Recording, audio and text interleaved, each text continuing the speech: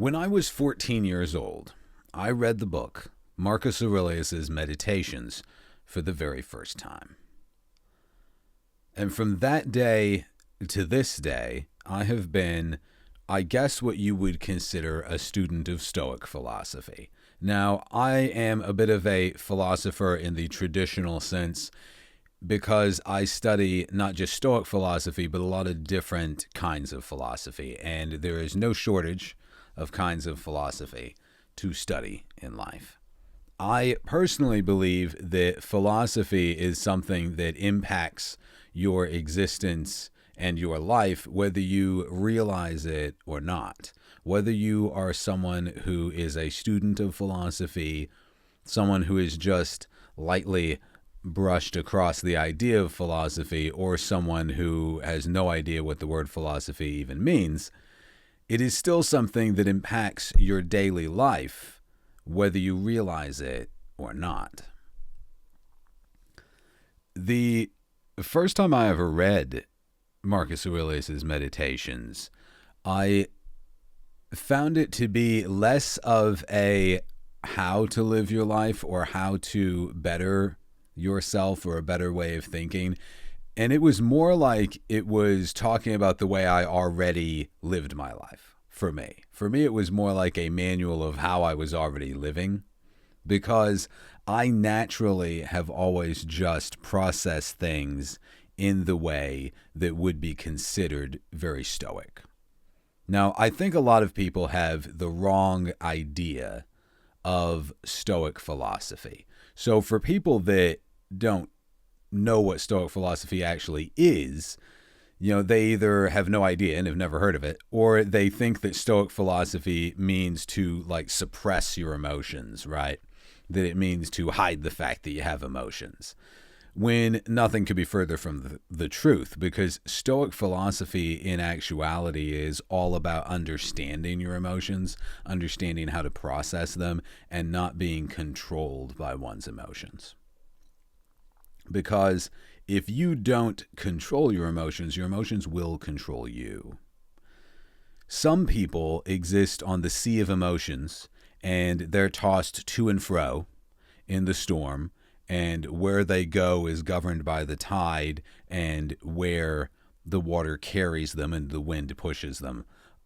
Stoic philosophy, and philosophy in general, gives you a sail to adjust and to guide yourself through that sea of emotions, or it helps you to figure out how to adjust the sail, because we all have the sails, we all have the rigging, we all have the rudder, we all have the ability to govern our own emotions and thoughts in that way. I think that a lot of people just choose not to, or are not as aware that they can, or that option is even there. Because in life, one thing that Stoic philosophy teaches is that there are a lot of things that you cannot control. And really, the only thing that you can control, the only thing that you will ever be able to actually alter and control in this universe, is one's self. It is your own mind and your own vessel. That's it. That's all you really have control over in this life.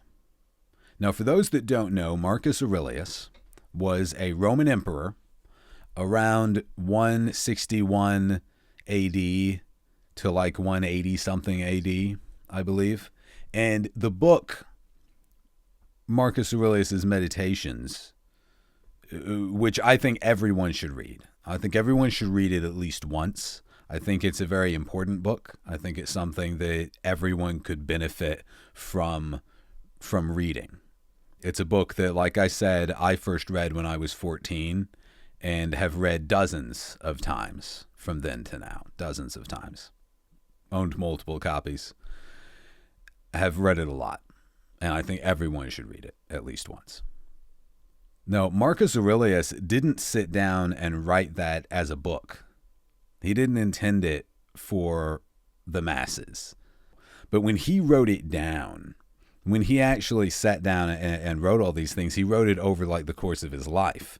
And what it was just his personal journal. It was his personal journey and his studying of philosophy and Stoic philosophy and letters that he wrote to himself. And it was him writing to himself about how to live his life, how to be the best person he could, about how to move through the world and how to process the things that were happening to and around him. And a large part of Stoic philosophy, a large part of that book is all about understanding the nuances and differences between what one can control and what you cannot control. You cannot change day to night or night to day, no matter how much you want to, no matter what you feel about it. You can't. There's no way to do that. You can't alter the wind or the tide. You cannot change the weather. What you can change, what you can alter, and what you can control is your own mind, your own spirit, and your own vessel. That you can control. And one thing that Stoic philosophy tries to teach is the ability to let go of that which you cannot control.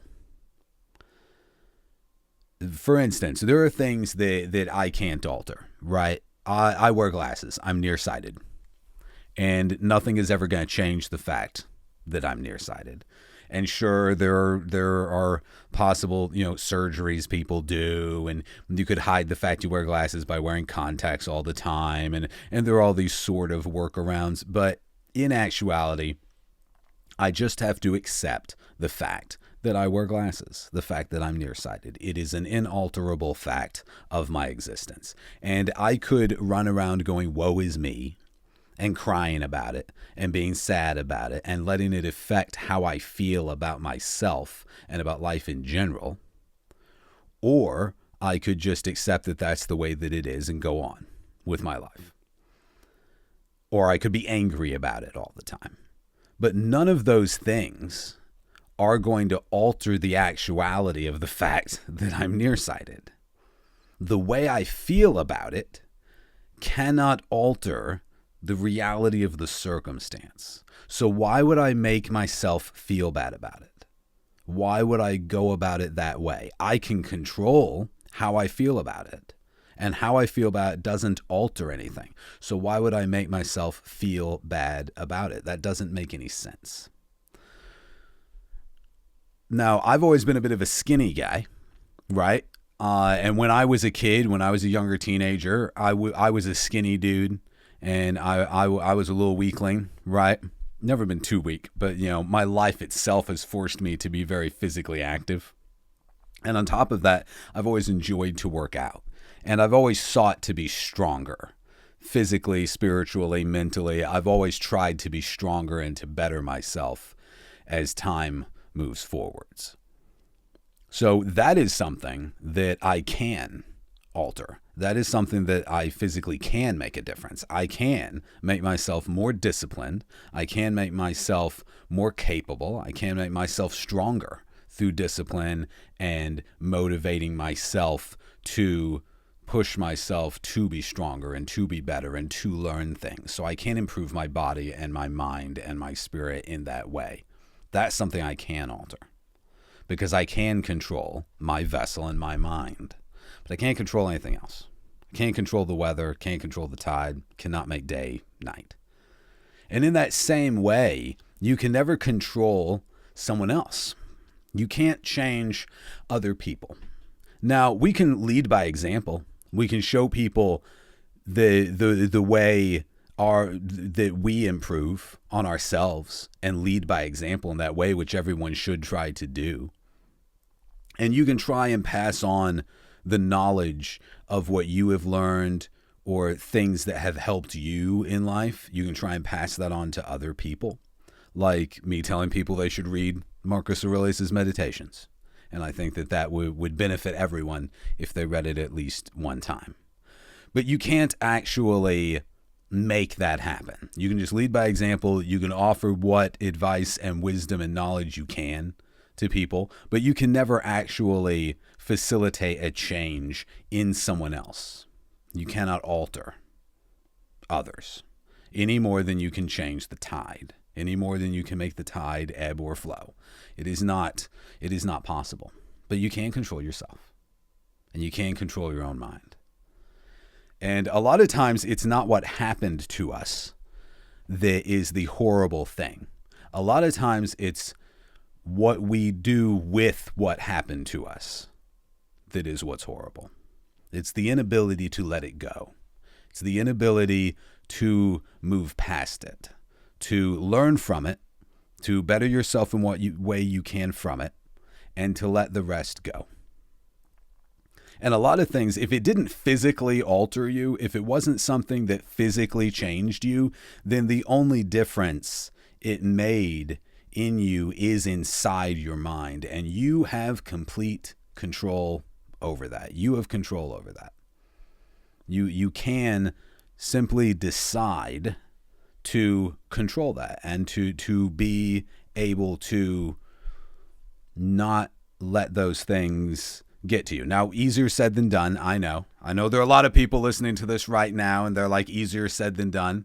And a lot of people, they have different things that they have to live through. And we all have our problems. It's like I say in the mirror every morning, everybody's got problems and we all have different crosses to bear. And that's life. That's the way it is. And again, nothing we can do about that. That is inalterable. But how you process those things, how you control those things within you is within your power. It is, because we all have the same power to control that. So if any one person can control those things inside their mind and can control their spirit in that way, then anyone can. Then we can all do it, because that's the one thing also that is entirely decided by your will. It's entirely decided by the strength of your will.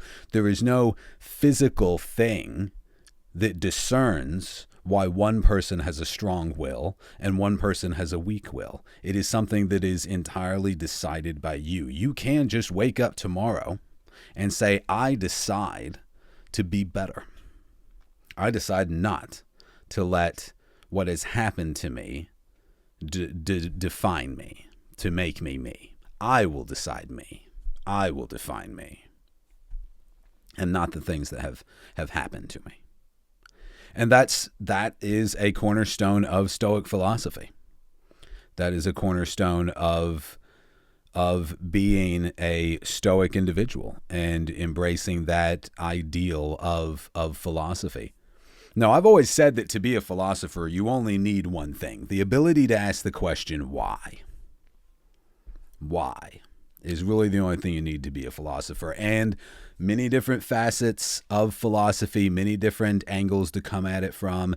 There's a lot of different nuances and things to philosophy. There's a lot of things you can think about with philosophy. I have always found it to be very fascinating, the idea of philosophy in general. And I have found Stoic philosophy to be something that is quite enlightening in the way that it can show the aspects and the concepts of how different people can process different things. So here's a good analogy or whatever. So when you have something bad happen to you and you've got that bad memory in there, you can choose to replay it over and over and over and over and over and over and over in your head. Or you can choose not to. To me, replaying that over and over in your head would be like listening to a song that you hate on repeat. If you hate a song, if there's a song that you just cannot stand, you wouldn't play it constantly. You wouldn't put it on repeat and play it all the time, right? That would be ridiculous. You wouldn't do that. And it's the same thing with, for me, it's the same idea with like bad memories or bad things that have happened. You learn from it, you process it, take what you can that is good, and you move on. There's no need to replay it over and over and over. And I'm not saying, bury it under a mountain of denial. That does not work for everybody. That's where processing it and moving through comes in. And that's not about Stoic philosophy, because a lot of people are misguided with the idea of Stoic philosophy that it just means to ignore the stuff. That's not what it means. It means to process the emotions in a healthy way, realize that you cannot alter some things and some things you can, focus on the things that you can control, and remove from your worrying the things that you cannot. Because there's a lot of things you can't control. And there are a lot of ways where life has given you many gifts that you might be overlooking, even if it's just the very, very simple things. There's always a way that things could be worse. And there's always a lot of ways things could be better. But there's also always a lot of ways that things are good right now. There are things to appreciate. The night that my dad died was a terrible, terrible night. And I remember after everything, and the paramedics, took him away, and we were all left there to process. I walked away on my own, and I walked down the street in Loomis and just sort of out the road by myself, just to process and to just come to grips with what had just transpired, and the fact that my dad was gone. He had gone home, and I would never again speak to him in this life, and I would never again get to ask him a question or hear him tell a story or see that twinkle in his eye when he laughed. He was gone, and that was something I had to process, and there was nothing I could do about that. There's no way I can change that, right? It's done. And I remember it wasn't 15 minutes since he left. I remember looking up at the sky and looking up at the stars and thinking to myself how beautiful the sky looked, how gorgeous it was. It was a super clear night, and I could see a lot of stars in the sky, and it was gorgeous. It was where I was at the time, where I had walked out the road. No lights, no light pollution at all, no anything. And the sky was beautiful. And it was a crisp, cold night. And I didn't, curse the heavens. I didn't, cry out, Lord, why did you take my dad? I didn't do any of these things. I simply looked up at the stars in the sky, and I marveled at the beauty of the heavens, as I had with my dad many times in the past. And I appreciated the fact that I was able to do that. I appreciated the fact that I could sit there or stand there and look up at the sky and marvel at the beauty. No matter what has gone on in my life, the good or the bad, I have always been able to appreciate the sunrise and the sunset, because there are always those things that you should appreciate, and you should never let the darkness of whatever has transpired cloud those things. And I think that is another aspect of being a bit stoic, of embracing that ideal and that philosophy, of accepting the things you cannot change and changing the things that you can change for the better. Because there are many things that you'll never be able to alter in this life, but you can control oneself. You just have to try. Now, my default setting is pretty stoic, so maybe it comes easier for me than most, or than some. But if you are someone that struggles with those things, if you are someone that has those moments in your life of darkness, if you are someone that finds it difficult to govern past your emotions, and you're someone that is easily consumed by and affected by the world and the things that happen around you or to you, I would highly recommend that you read Marcus Aurelius's Meditations. I would highly recommend that you study the ideas of Stoic philosophy, because it's not something that is going to be a bad thing. It's not something that is going to make things worse, for sure. And there are a lot of aspects of philosophy, I think, that can drastically improve people's lives. Now, another aspect that I've always thought was interesting when it comes to the idea of philosophy is the idea of self, the idea of oneself. You know, who are you, right? So a lot of people get very wrapped up in who they are as how they're perceived, right?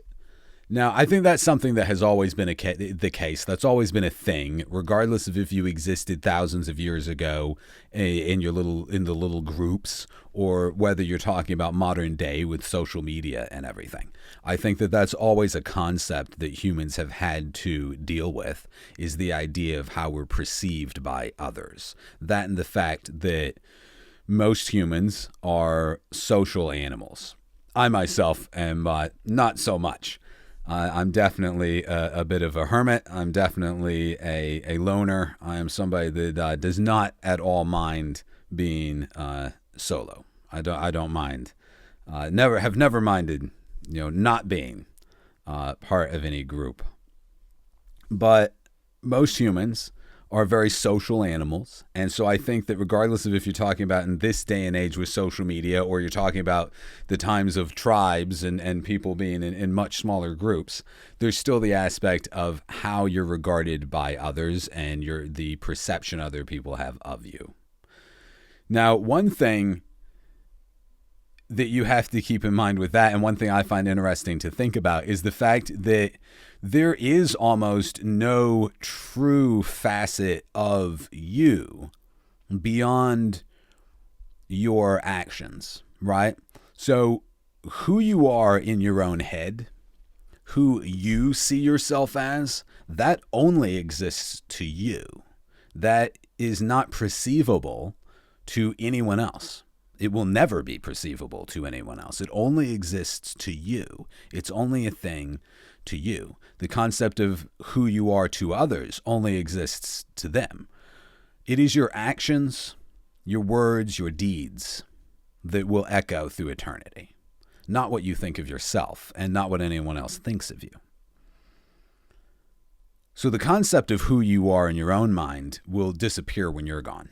It'll be gone forever, and no one else will ever have experienced it except you. The concept of who you are in others people's minds only exists to them. So there is a different version of you that exists inside the mind of every person that knows you exist. And that version of you that exists within other people's minds is made up of all the different things that they know of or about you.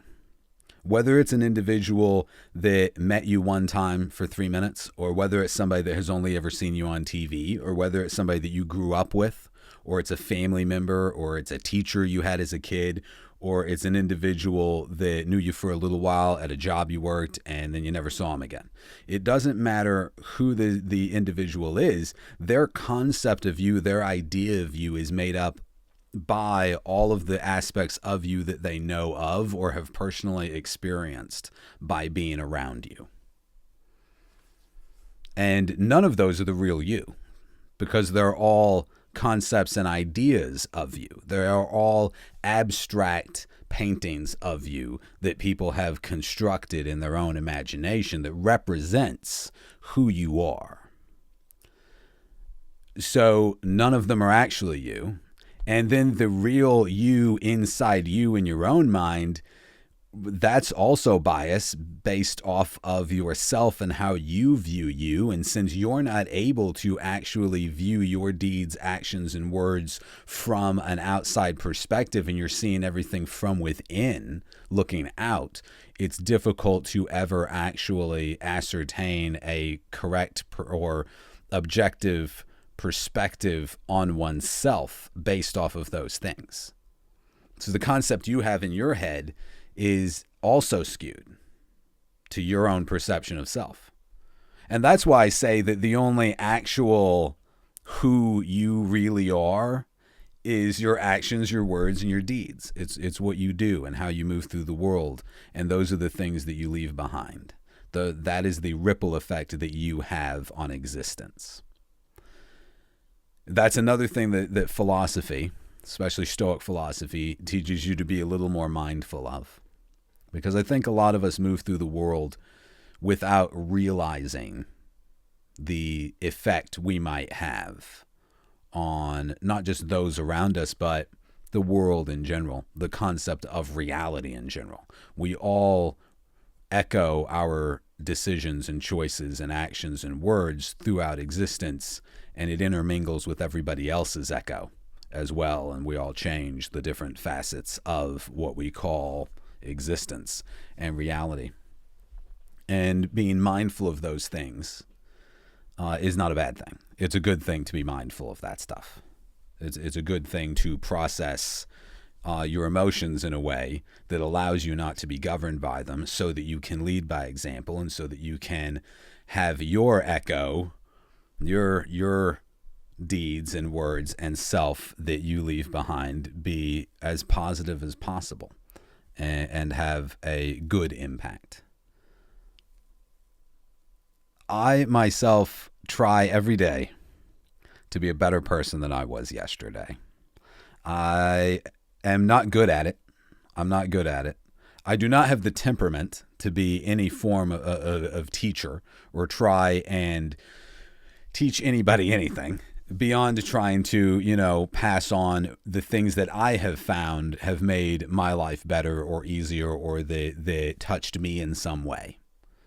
And I've always said also, it does not matter where you learn something that teaches you a thing that makes your life better or easier or imparts knowledge or wisdom. It doesn't matter where you find that.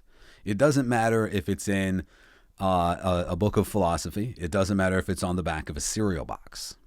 It doesn't matter where you learn that. It only matters that you are perceptive to the idea of learning those different things, and you're perceptive to the idea of what can better one's self. And getting too caught up in the where and not the why is not a good thing, because it can cloud the ideas and the concepts that could possibly make your life better. If you read something that makes you think about things in a clearer sense, or gives you a different impression of things in a way that you can move through the world in a better way, but you learned it on a cereal box, you might disregard that because, I read that on a cereal box, or that was a comic strip, right? Or that was some silly little thing that I saw in a movie, so I'm just going to ignore that. When that is a massive disservice to self when you do that, because it doesn't matter where you learned the thing. What matters is how you implement that thing that you learned.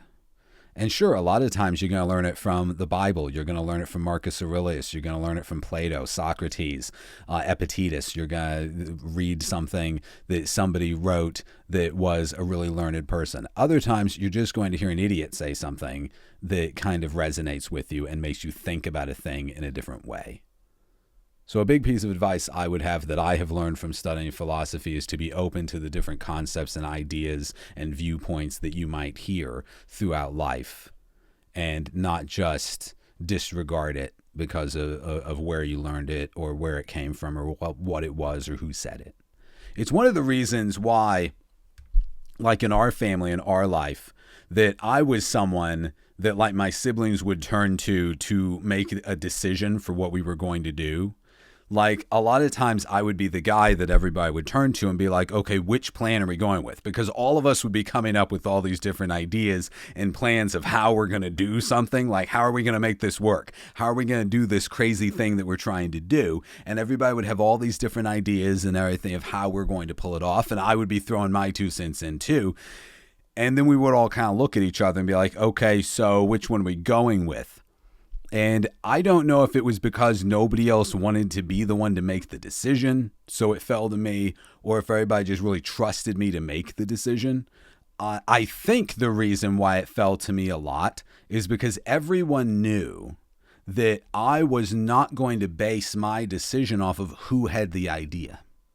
For me, it didn't matter which person came up with the idea. What mattered was the concept of the idea, how applicable I thought it was to the situation, the pros and cons of doing it that way, and weighing all of those things, not who said it. I didn't care if it was the dog that came up with the idea. If it was a good idea, I would go with that one. And there were many times where my idea was not the best idea and I went with someone else's. I was like, no, I don't think my idea is going to work. Let's do Bear's thing.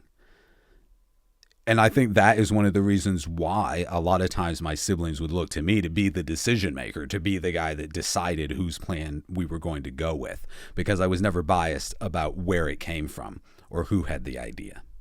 And that's something I've always been that way with things, with learning things and trying to absorb knowledge and ideas. And I think a lot of that does come from enjoying the concept of philosophy, the ideas of philosophy, and the different aspects that go along with trying to understand the different angles of philosophy and making that a part of your life. Now, one way that I discovered like the Marcus Aurelius' meditations, when I was a kid, when I was growing up, so I ended up reading a lot of the classics, a lot of classic books, and that really got me into like Shakespeare and stuff like that, primarily because that's what was around. That was what I was able to acquire. Those were the books that I could get, right? Because where and how I grew up was not like it is now, right? Even libraries were few and far between. It wasn't like I could swing down to the local Barnes and Noble or I could just punch up something on the internet that I wanted to look at. No, this was growing up very, very Mad Max, very The Postman, very, very like a post-apocalyptic future where the only books and things you could find was what you could physically find and have. So a lot of the books that were around were the old classics. And then when I did have a little bit more access to books and things, I set out to read all the classics because I enjoyed them, and I thought it would be a cool thing to do would just be go through like a list of the classics, right? Just go down and have read like all of the classics, which I've done that now. At least all of them. I mean, I think I've read pretty much most of them. I'm fairly well read at this point because I've been doing that since I was like a teenager. So I've done it a lot. And several of them I've reread and stuff like that. But that is really what led me to the Marcus Aurelius' meditations and Epictetus' writings. And I read the Odyssey when I was really, really little. I was really young when I read the Odyssey for the first time. I've always loved all the old Greek writings and all that stuff. And of course, grew up reading the Bible and read Shakespeare and all those things. But once I found and read Marcus Aurelius' meditations, there was just something about it. And there was something about the Stoic philosophies. There was something about those writings that really rang true for me.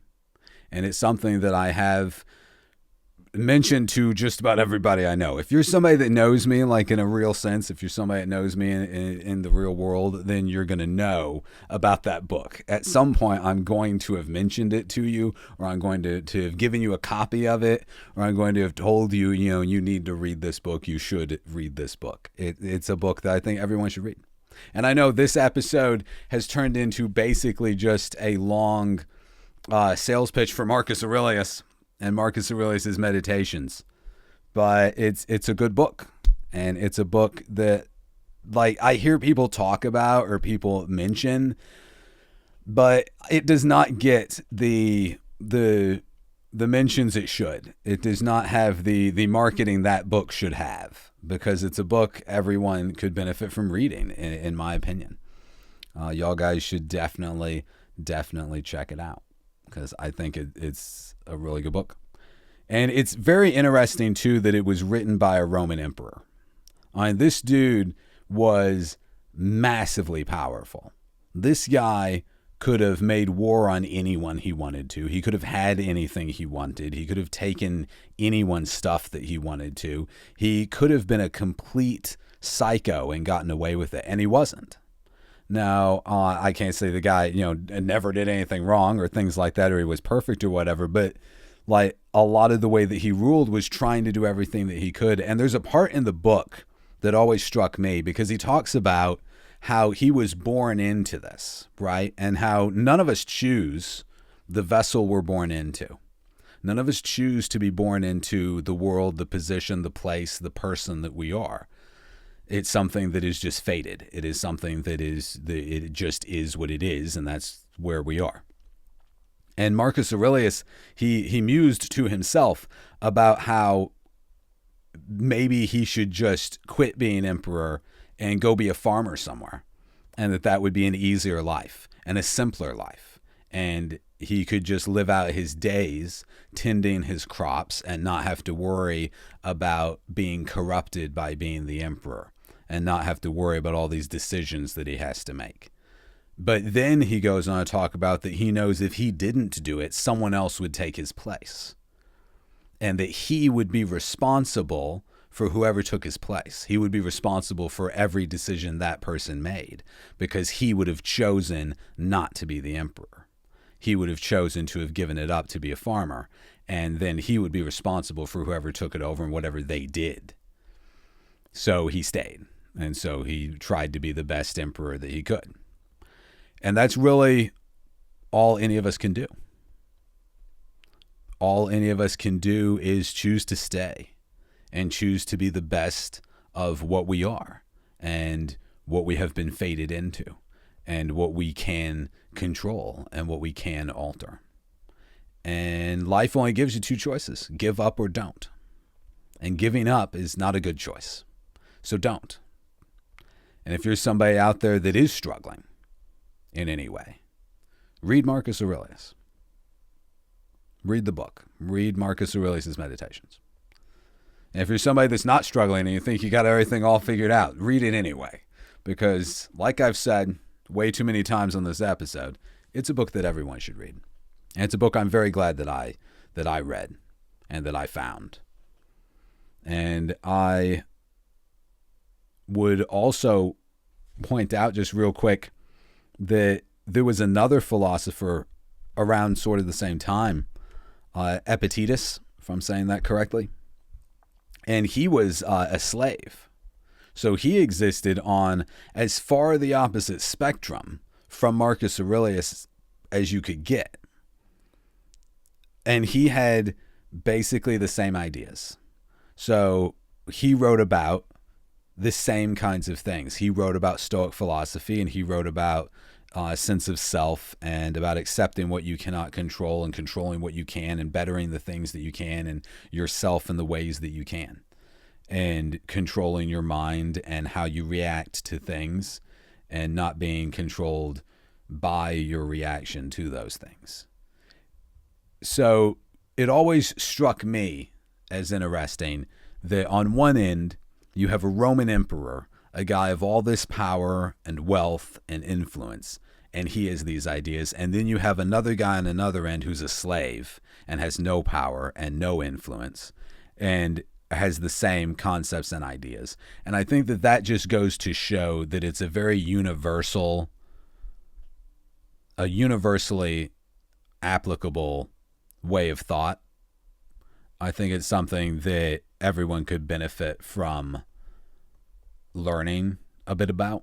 Even if you don't want to go the full way of being a Stoic and being a Stoic philosopher or a student of Stoic philosophy, it's still something that I think everyone could benefit from, messing around with, that everybody could benefit from looking into, reading a little bit about. And to circle back for a minute on the idea of self, one of my main points of that tangent was not to get hung up on that, because you can't control it. You can never control what anyone else thinks of you. And if you're doing your best to live your life as a righteous individual, then it doesn't matter what anyone thinks of you.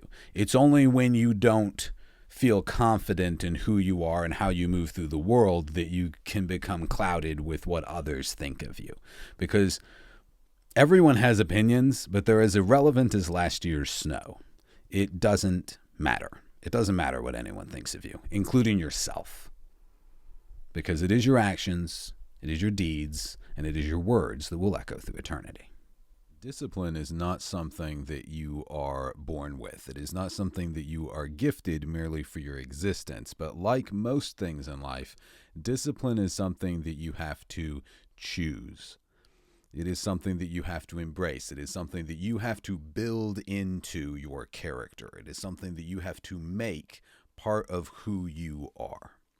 And discipline is something that will help you in every facet of your life. It is something that will help you to move through the world in a way that is far more controlled and beneficial for yourself than if you are just going about things with zero discipline. Now, there are ways where certain kinds of discipline and facets in your life can make things worse if you go crazy with it, if you're somebody that is just obsessive about things, because that's not discipline, that's obsession. And obsession, never really a good thing.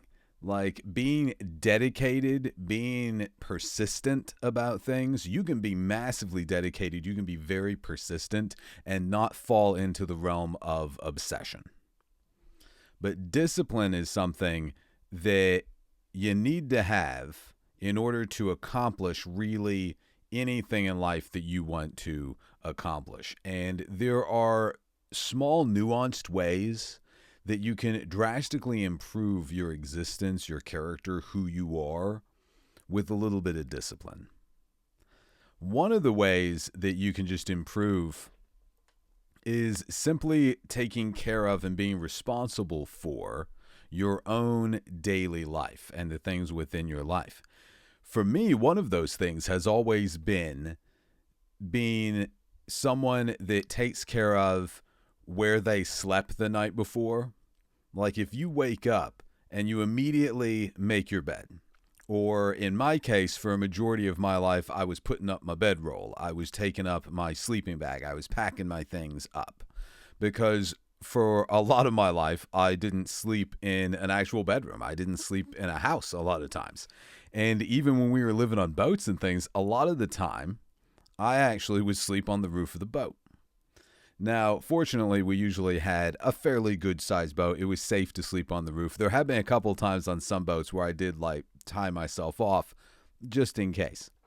But I have always been someone that took care of their things as soon as they wake up. Like if I wake up, or in those days when I woke up, I didn't leave my sleeping bag laying there. I didn't leave my stuff laying around. I didn't leave it to come back to later. I, of course, picked it up, I rolled it up, I tied it up, and I put it into my duffel, and I put it away somewhere. And then when night came and I was going to sleep, I took out the sleeping bag and I made my bedroll out and I fixed it. And that works in that way for me, whether I'm camping, whether I'm sleeping on the roof of a boat, whether I'm traveling, no matter what it is that I'm doing, including living in a house or having a room or staying in a hotel or anything else. When I wake up in a hotel, even if I'm checking out right then, I don't make the bed because I know they're just going to strip it anyway. So what I typically end up doing is stripping the bed and then laying out the bedding at the foot of the bed. So when the maid comes in, all she has to do is take the bedding off of the bed and then make the bed with the new bedding. And I just think that that is a disciplined way to go about what I'm doing. Because if I were staying there, if I were going to spend a few days in the hotel, or if that were my house and my bed, or a house I was renting, or anything else, I would make that bed. I would wake up in the morning, I would clean it up, I would make the bed. and then I would go about my day.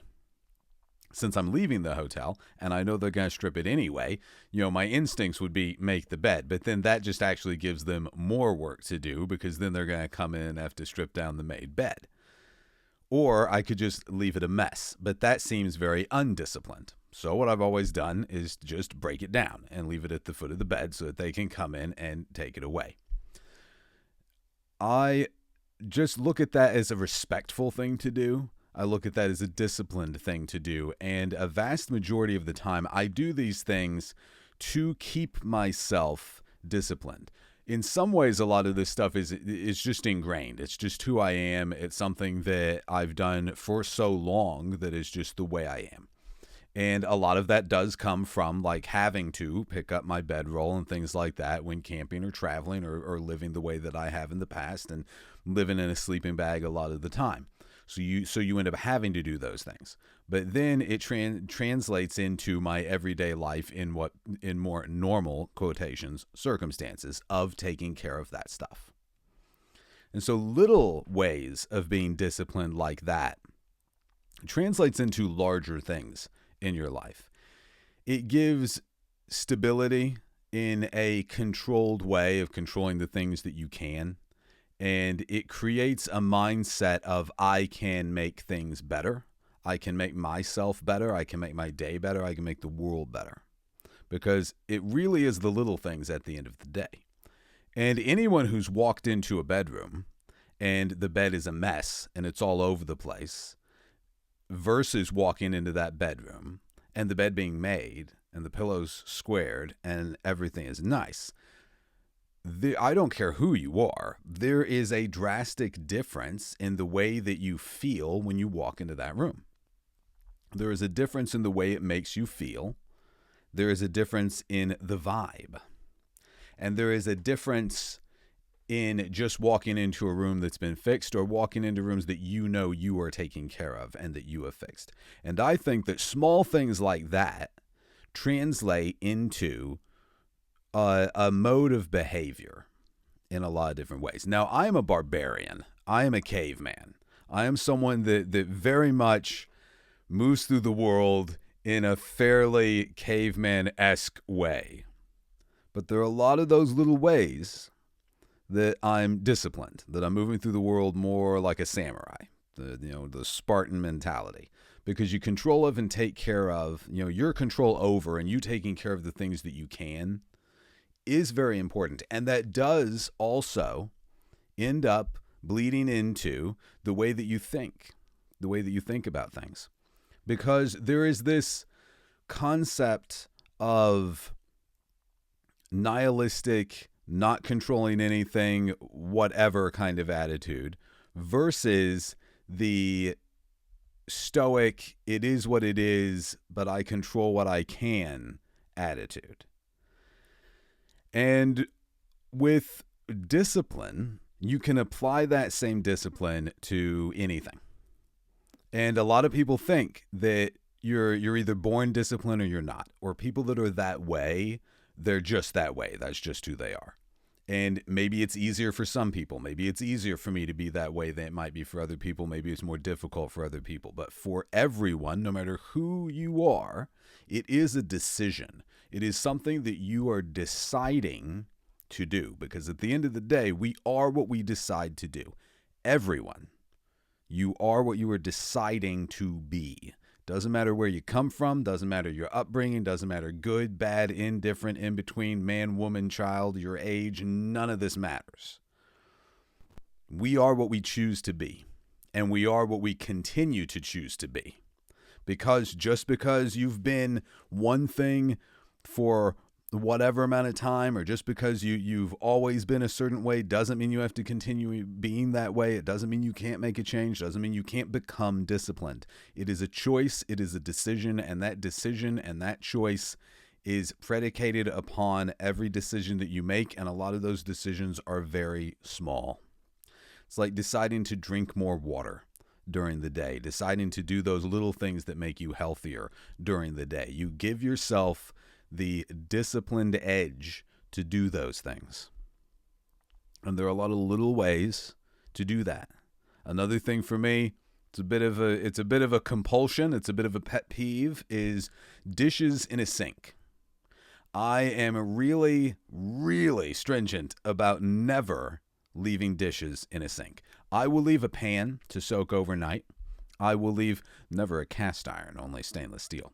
And I don't go in for the Teflon. Yuck, very bad for you. But I will leave a pan to soak. Typically with Dawn dish soap, you don't really need to leave pans to soak. But I will leave a pan to soak. I will leave some dishes if they need to soak, if stuff is really like stuck on there. But I prefer to clean the dishes and things right away. I prefer to go ahead and just clean it and take care of it and put it away while it's, after it's just been used, while it's easier to do. I find that a vast majority of things like that are easier to do immediately. And that's actually a good analogy for a lot of things in life, because if you let that dish just sit there on the cabinet, it's going to be a lot harder to clean when you come back.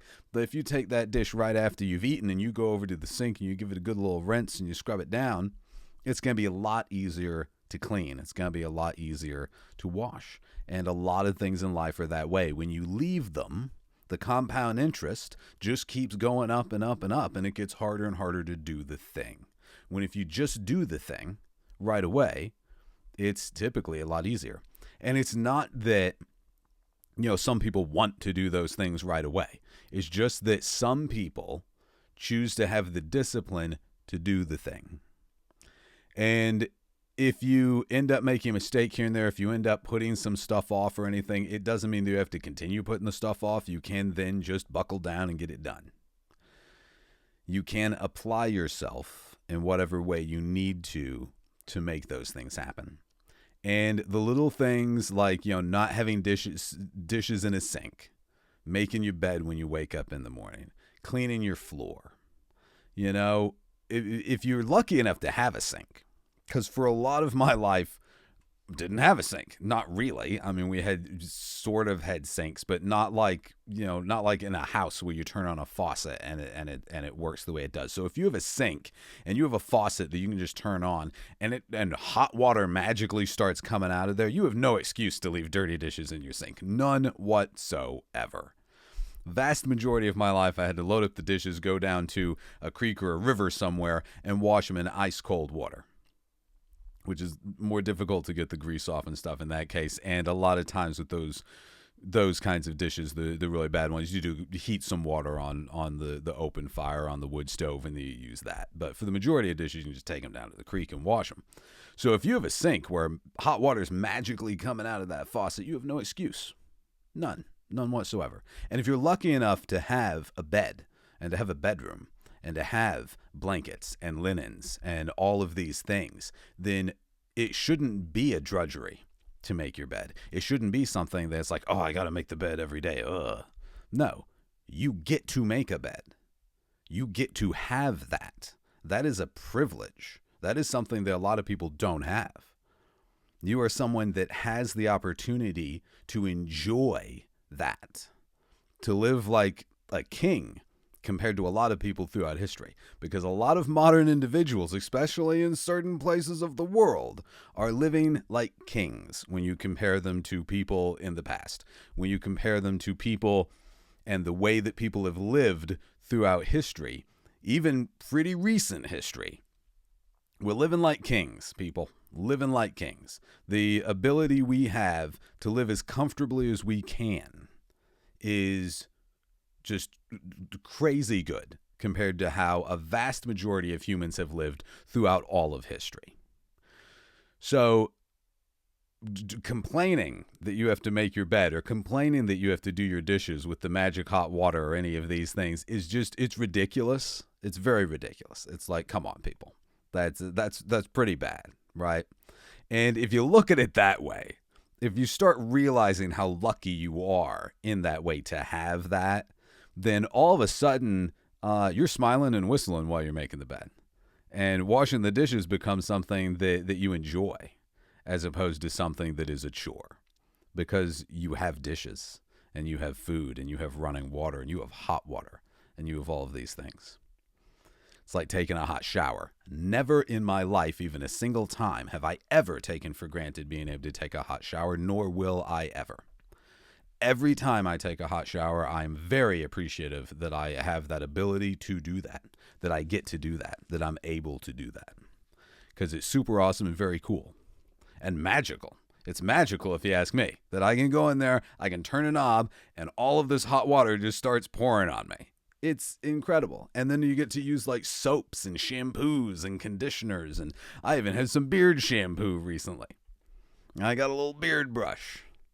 So when you look at things in that way and you're appreciative for the upsides of all the things that we actually have and all the things that we get for living in the world and the time that we do, it becomes a little bit easier to be disciplined about the smaller things and to enjoy those.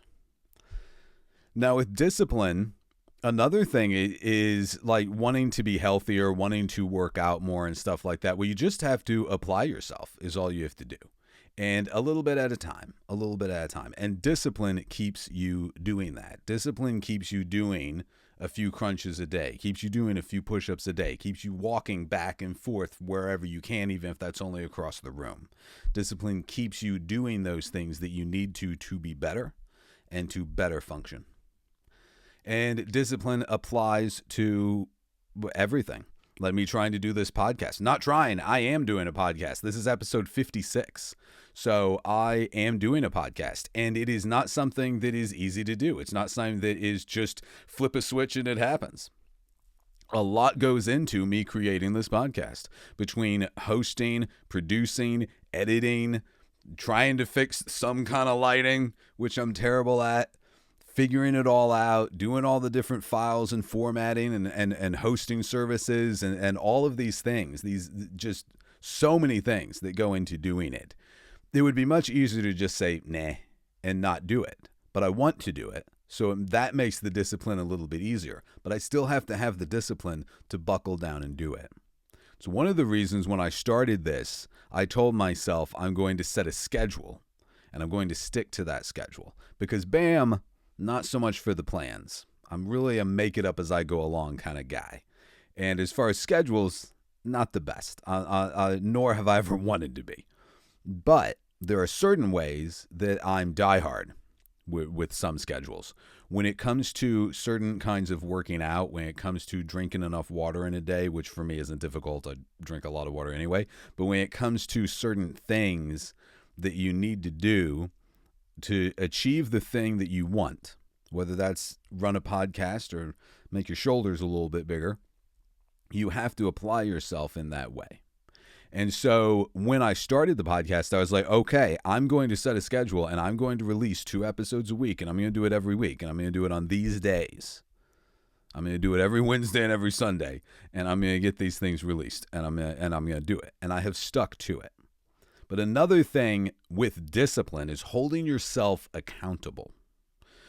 And that's something that I've always done. That's something I have always been good at. As terrible as I am with time management, with making plans, with sticking to schedules or anything like that, I hold myself accountable like nobody else.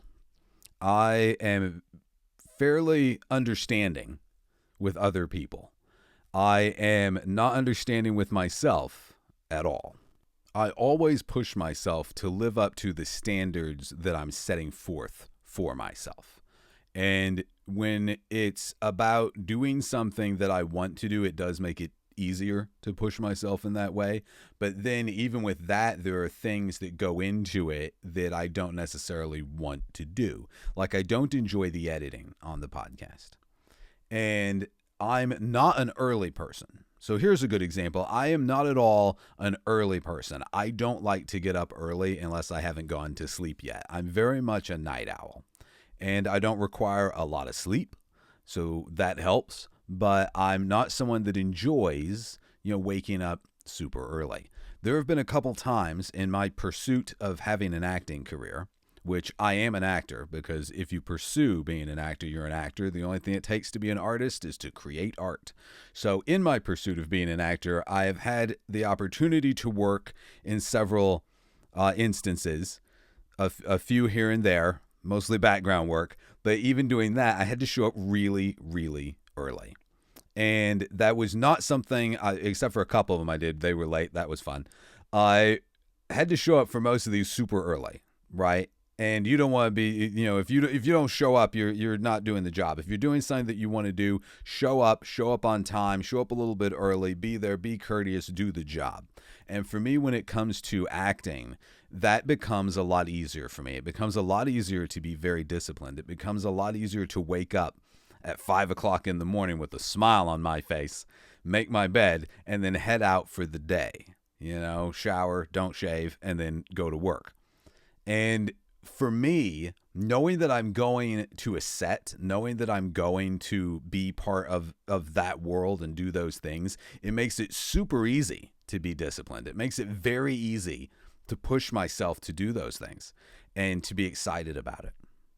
Now, if I have to wake up early in the morning, 6 o'clock in the morning, to go do a handyman job somewhere and re-outfit these cabinets, put in these cabinets for somebody, I'm not going to want to do that. I'm going to want to just roll over in the morning and say nah and go back to sleep, because it's something I don't want to do. As much as I enjoy working with my hands, it's like that's not something that I'm giddy about doing, waking up and going to someone's house and having to do these things. But it's something that I need to do. It's something that I have to do. It's something that I'm going to do, and it's something that I will push myself to do because I have discipline, because I force myself to have discipline, and because I hold myself accountable in the ways that I need to be held accountable to achieve what I need to achieve, whether that means achieving what I need to achieve to take care of the things I'm responsible for, or whether that means to work towards the things that I want to have, towards the things that I want to be a part of.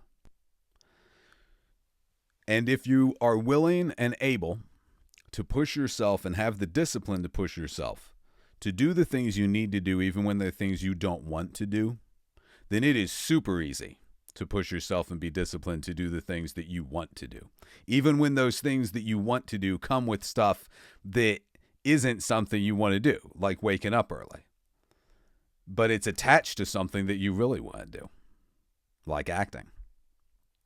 If I was attached to like some major real production and I was able to actually be like a named player in it, and I was actually, going to work that day to work on Game of Thrones and swing a sword around, I would live on the set. I would never sleep. I would be that excited. It would just be one of those things, right? Because it thrills me to no end to be part of that and to be able to do that and to do something that I wanted to do my whole life and something that I am really passionate about.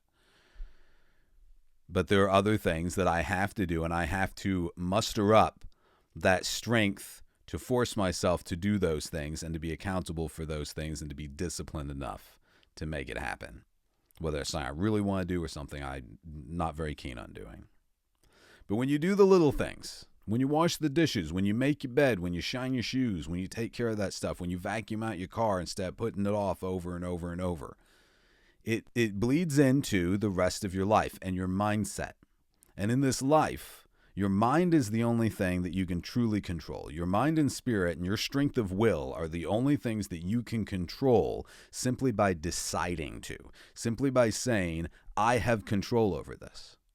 Your will is as strong as you will it to be. So being disciplined is simply a choice. It is simply a choice that you make every day. It is simply a choice that you make over and over every day. It is a choice that you make that has a ripple effect on everything that you do in your life. Physical fitness. In my life, physical fitness has been very front and center. It is something that I was forced to participate in simply because if you wanted to survive in the world that I lived in, you had to be very physically active. Basically, everything that we needed to do to survive required us to be physically active. It required us to be physically fit, at least to a moderately applicable extent. Didn't have to be, crazy Olympians, but you had to be able to haul your own water. You had to be able to pack a deer out, once you got one. You had to be able to carry yourself and your gear a long way.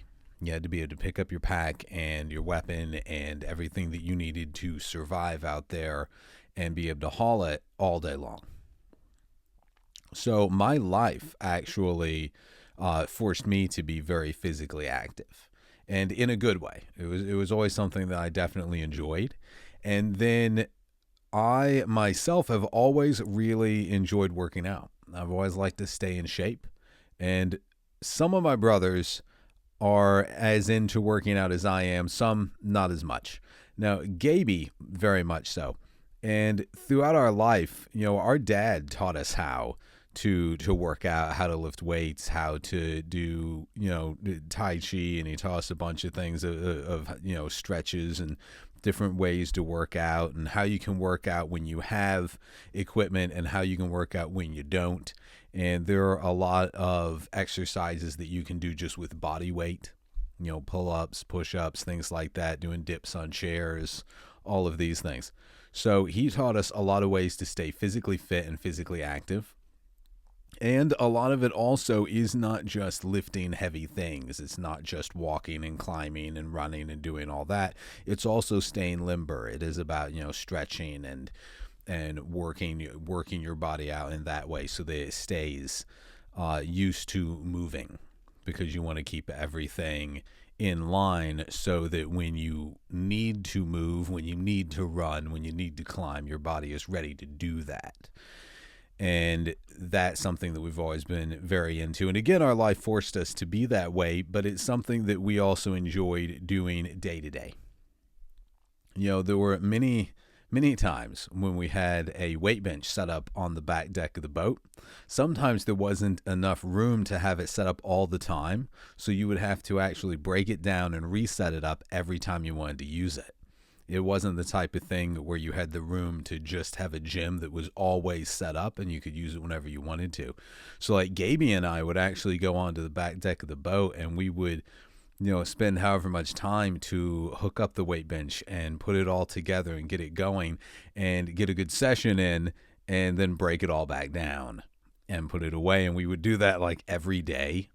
And that's at the end of the day, after all the other things that you have to do that day, which are already pretty physically active things that you had to do. Chopping wood is another one. Always loved to chop wood. I still love to chop wood. It is something that I always enjoy doing. I find it very meditative to get out there and chop wood. It's something that is a lot of fun. It's physically active. And as I said, is very meditative for me. It's something that really my brothers and I always fought over doing. It was never something that was a chore that Dad had a hard time finding someone to do, and Dad would also fight to do it as well. So we all fought to be the one to get to chop the wood. So there was always plenty of wood chopped and put away when we needed it, which was something that we needed a lot more of when we lived in Haines versus living on the boats.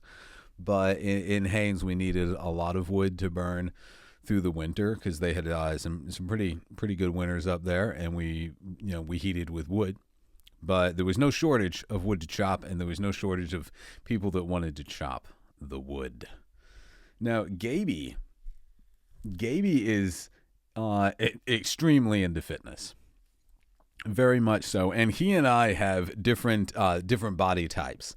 A lot of people hate it when I say this, but I cannot gain weight to save my life. I have a very active metabolism, and it is extremely difficult for me to gain weight. It is really hard for me to try to pack on any mass and to build the mass of muscle.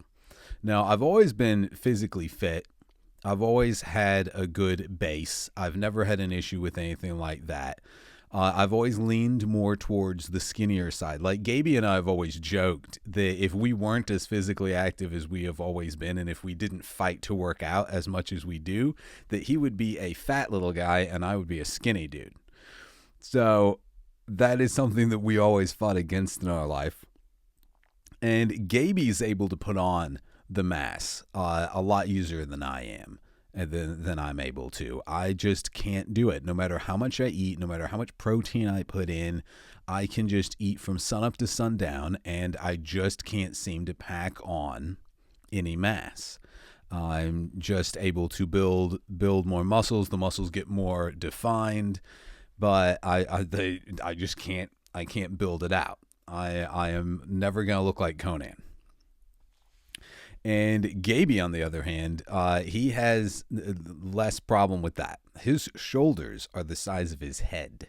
Gaby is a big dude when it comes to the muscles, and he's also an ox. That kid can work constantly, all the time, all day long, and then when he's done, stop and lift some weights. Gaby, in between his turn for busting wood, would be over there doing push-ups or lifting the blocks of wood that we were busting before they were busted, full rounds of wood, just over there picking them up, doing reps with them. I have seen him do reps with full logs before. Very recently, I've seen him do that. The other day, I'm doing a tire swap, and to make it easier and more efficient with swapping tires between the summer and the winter, and also to save a little bit of money, it's better if you have winter tires that are on the rim, and then you have summer tires also on the rim, so that you're not having to swap the tire onto the same rim every season. Makes it a lot easier when you have the separate rims. So Gaby was helping me load out large truck tires with the rims on, and he just grabbed one in each arm. He just picked up one in each arm and took off with them. So he has no problem with something like that. And then recently there was one time, well, I guess it was a little while back now, we were offloading 50-pound bags of feed for the animals. And Gaby goes over to the back of the truck, and he just grabs one, and he throws it over his left shoulder. And then he grabs another one and throws it over his arm. And he grabs a third one and throws it over his arm. And then he grabs one and has it under the other arm and walks off with it. Those are 50-pound bags. The kid's walking around with like 200, 250 pounds like it's nothing. Just thrown on his shoulder and walking away with it. Like, where do you want this? And I think one thing that comes from as well is that throughout our life, hauling wood, hauling lumber, hauling whatever it was we were hauling, if it was something that was giant and heavy and we all had to haul it together, we would do that. If it was something smaller and we were hauling a lot of them, instead of hauling like a reasonable amount and just doing it a bunch of times, we would always load our arms up, load ourselves up with as much as we could possibly carry until it was as heavy as the harder stuff, and then carry that. Both to do less trips, and also to get that workout in, to get that pump in, and be able to exert a little bit more energy while you're going. And it's things like that that have really kept us in shape. And the fact that we enjoy doing it is also nice. It's nice that we enjoy being physically active in that way. Like, I was always someone that was always doing pull-ups. Like, I enjoy doing pull-ups. It's always been something that I really like to do. Even when I was a kid on the boats, growing up on boats, I would climb up onto the boom and just do pull-ups off the boom all day long. And I remember there was a time in my mid-teens where I got busted up pretty good, and I couldn't do pull-ups. There was the time when it was one of those times where you're wounded and you got to heal before you can work out again. And one thing on that, fortunately, in recent times when I've had things like that happen, and even when I was younger, I have a good base from working out so long and from being so physically active that I don't lose a lot between the time that I get hurt, have to heal, and then can start working out again. Fortunately, that base gives you a good foundation that can hold on while you heal to get where you can work out again. But when I was in my mid-teens and I got all busted up, I couldn't do pull-ups at all.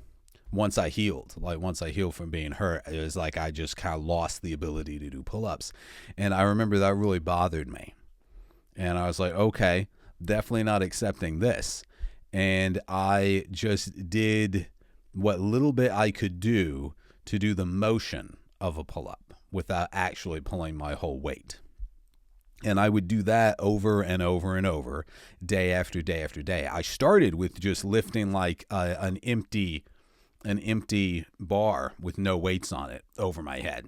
And I would just do light reps with that, because that was just getting my body used to the motion again of doing the pull-up motion without actually having any of the pull or the weight or anything. And I would do that a bunch.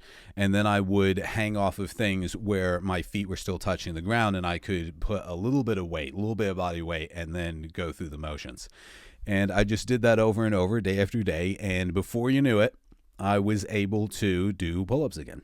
And I started off with 1 or 2, and then I was doing a bunch more. I was able to get back to it where I could just continue to do pull-ups all the time, because that's a workout that I really like to do. I enjoy dips on chairs, using a chair where you go backwards and do a dip, and I like doing pull-ups. I'm not the biggest push-up guy. I can do a lot of push-ups. It's something that I have done probably thousands and thousands and thousands of push-ups in my life, but I've messed up my wrists a few times, and I actually do knuckle-ups is what I do. I can't particularly recommend it to everybody. I mean, to each their own, but I find that when I'm doing a regular push-up, it puts a lot of weight on the back of my wrist. And when I do a lot of them, that can become an issue. So what I started doing, and I've been doing this since I was a teenager, is I will just use my knuckles. I'll just make a fist, and I put my fist on the ground, and then I do the push-ups off of my fists on my knuckles. Like I said, not something I can necessarily recommend to everybody, but it works for me. And when you find something that works for you, go for it. There are ways to do things, and you definitely want to check out the proper way to do stuff, but then you want to find the way that works for you, because there are a lot of ways for working out I have found that work for me, that don't work for other people, but they work well for me. It's something that I'm able to do in that way, like knuckle ups instead of doing traditional push-ups, and it works for me. It doesn't bother my wrists. It doesn't hurt my hands to do it that way. I'm able to do a lot of push-ups that way and get that workout in without it bothering me, because I just adjusted to it. I found the way that works for me. And there are a lot of workouts that you can do. There's a lot of ways that you can stay physically active without having the actual proper gear to work out. You don't have to have a gym. Now, my brothers and I and my dad, we used to love when we were somewhere where we could go to a gym. We've gone through a lot in the past to be able to go to like an actual gym, and would love going in there and working out, because it's really fun when there are all the machines and it's all scientific and you feel like you're Captain Kirk in there working out. It's a little bit different when you're doing the concrete blocks and whatnot, and the bags of rocks that you're lifting.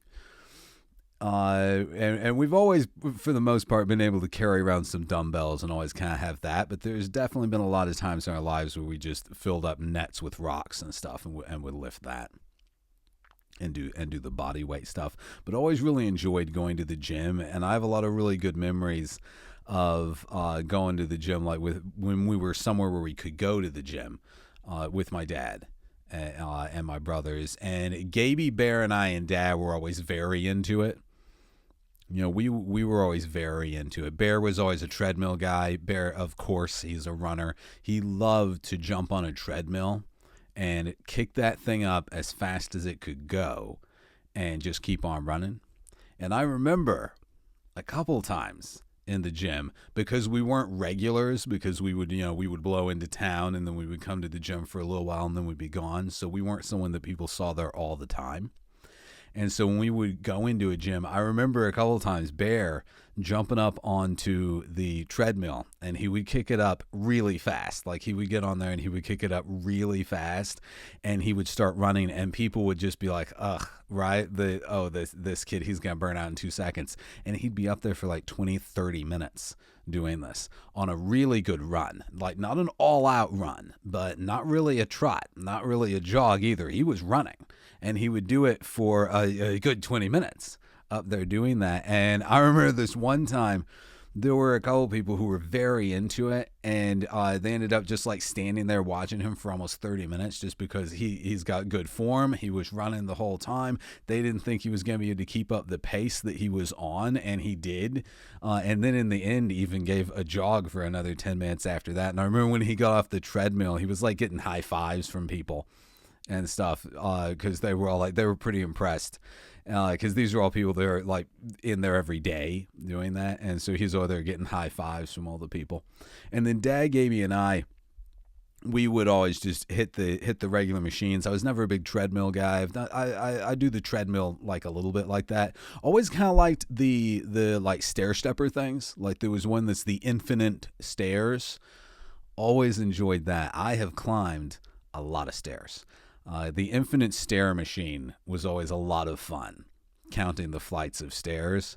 I have done tons and tons of those. Multiple Empire State Buildings worth of stairs in one go. The rowing machine, a lot of fun too. Always enjoyed to row. Rowing is something that I've always really enjoyed doing as a workout. So the rowing machine is a lot of fun in the gym. And just rowing in general is something that I like to do.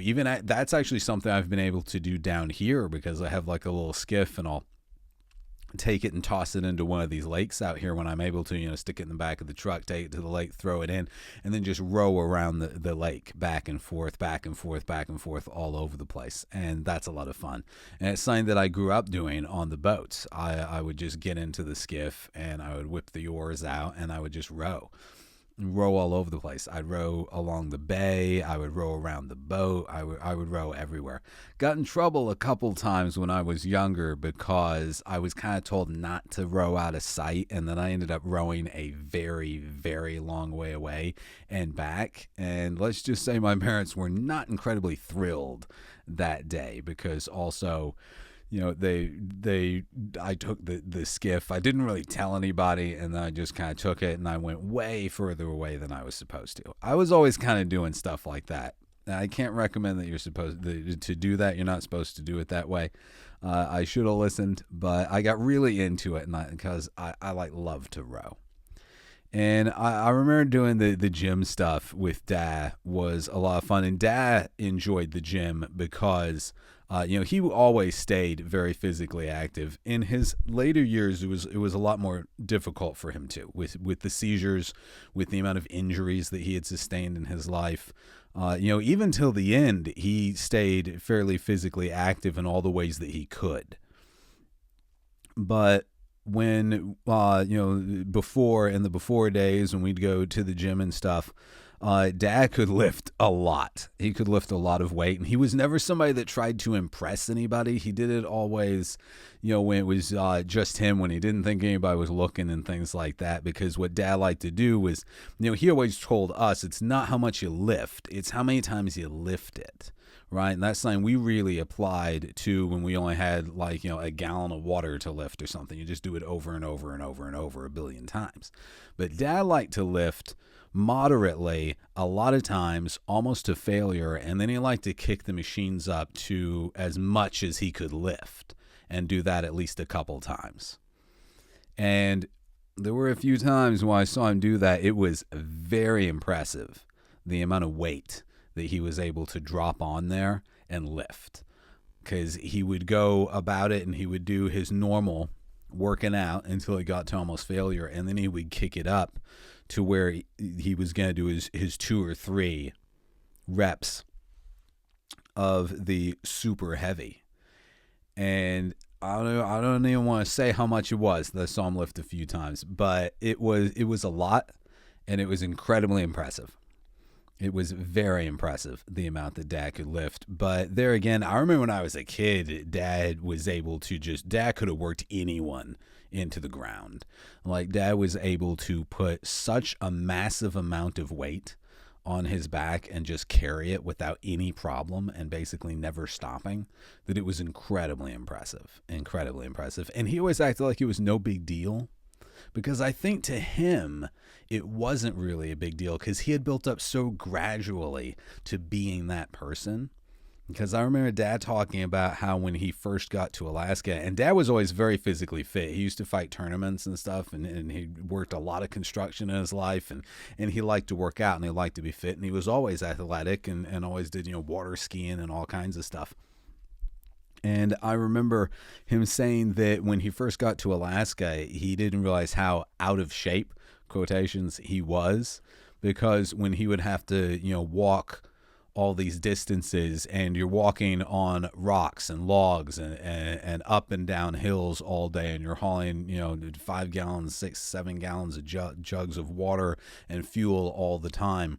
He said that he felt worn out constantly, is what he said. He said every day he felt like he was just totally worn out all the time. And then he said there was a point where something just clicked and he stopped feeling worn out.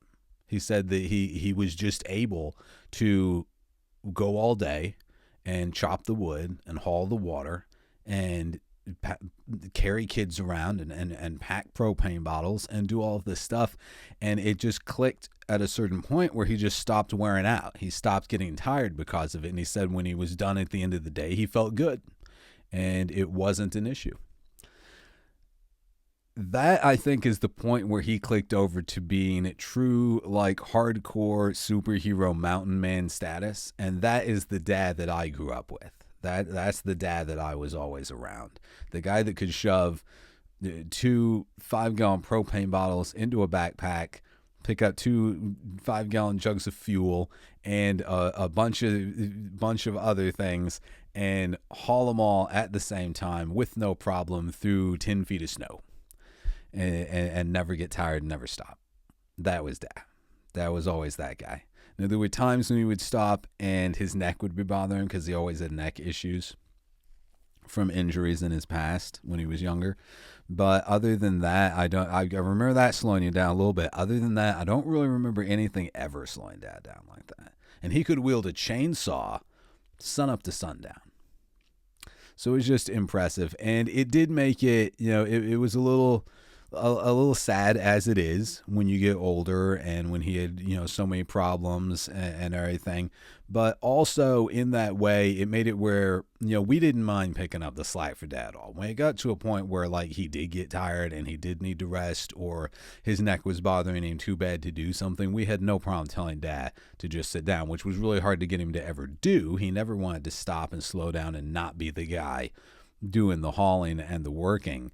But we had no problem with that because, we were trying to be the hero at that point.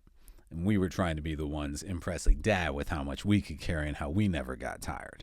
And Dad set such a hardcore example of being a macho dude and being someone that could carry their body weight and being someone that could pack their pack and carry that deer and haul that water and never complain and not get tired. And then at the end of the day, still want to do a little bit of working out. So Dad set a really good example with that. And it's something that I still carry with me to this day. And even recently, I've been in I've had some things happen that stopped me from being able to work out. And I've been injured where I wasn't able to, to do any kind of working out for a while. And I now know, how my dad felt with your neck being messed up, because I got some stuff that happened that's it's never going to be okay. It's the type thing where you can learn to live with it. You can work around it. And I've gotten back now to the point where I'm able to work out and stuff again.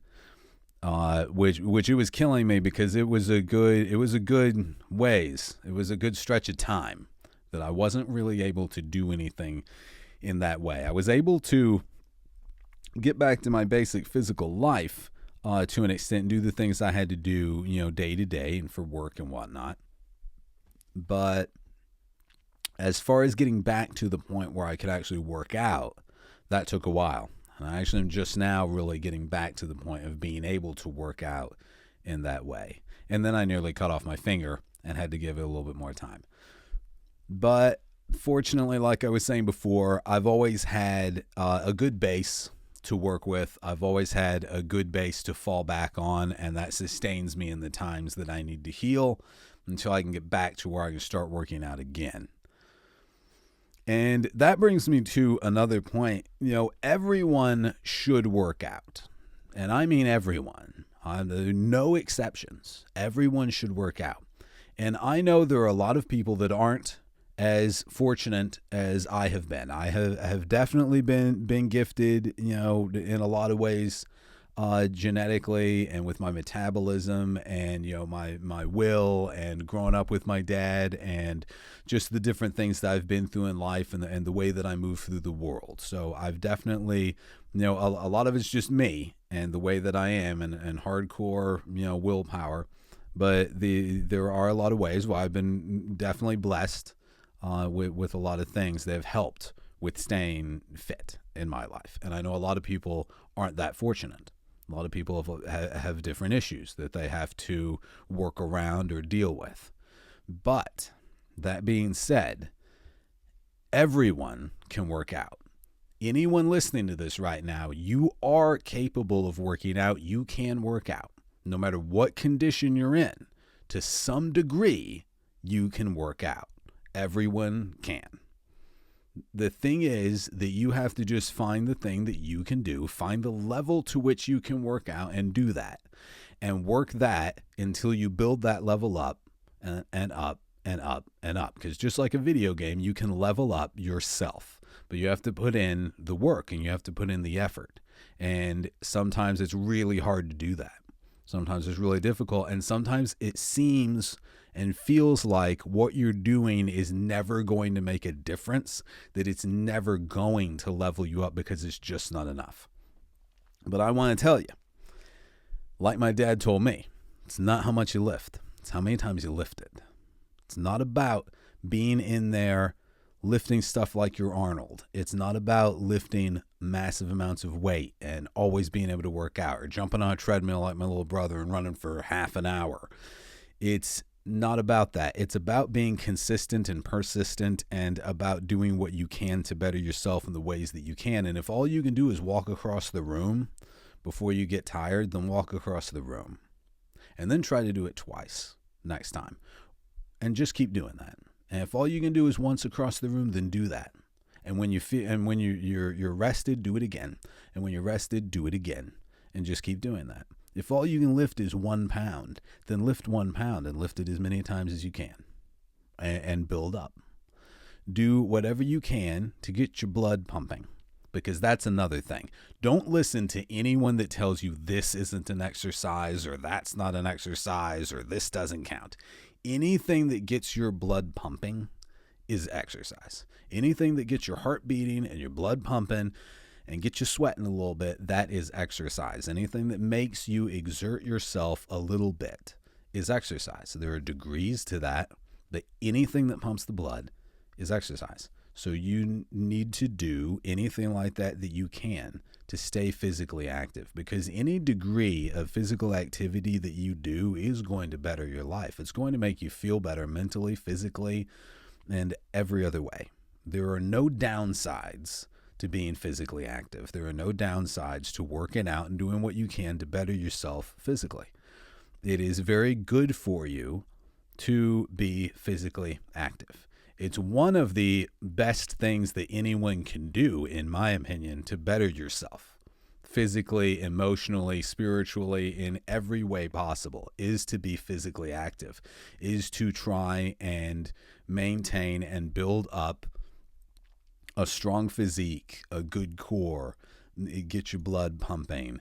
It is the best thing that you can do for your life and to improve your life. And if you have any issues in your life, if you're depressed, if you're lethargic, if you're not feeling well, if you're not doing well, if you feel lost in life, if you get physically active to whatever degree that you can, and you try to level that up and build that up, and like I said, even if it's a small amount and you feel like it's nothing, do that small amount, and eventually it will build up to more. And you do that, and you will start feeling better. You will start thinking better. You will start being more in tune with who and what you are, because you're supposed to be active. It's the law of nature. You're supposed to be active. We're all supposed to be out there running through the jungle. running and climbing and swinging off of vines. Like, that's what we're supposed to be doing. It's what we're built for. So whatever you got going on in life, take a little bit of time, and there's always time. There's always time to do a little bit of working out in whatever capacity that you possibly can, in whatever way that you can, and do what fits right for you. Find the things that you enjoy, find the stuff that you can do, find the things and do them the way that you're able to. And also, as I've said in other podcast, breathing exercises, very important. Definitely do that as well. That is something that will also help you a lot. Like if you're somebody that has trouble working out and you get worn out very easily, building up your lung capacity and working on those breaths and doing breath work will massively improve your ability to work out. And also stay hydrated.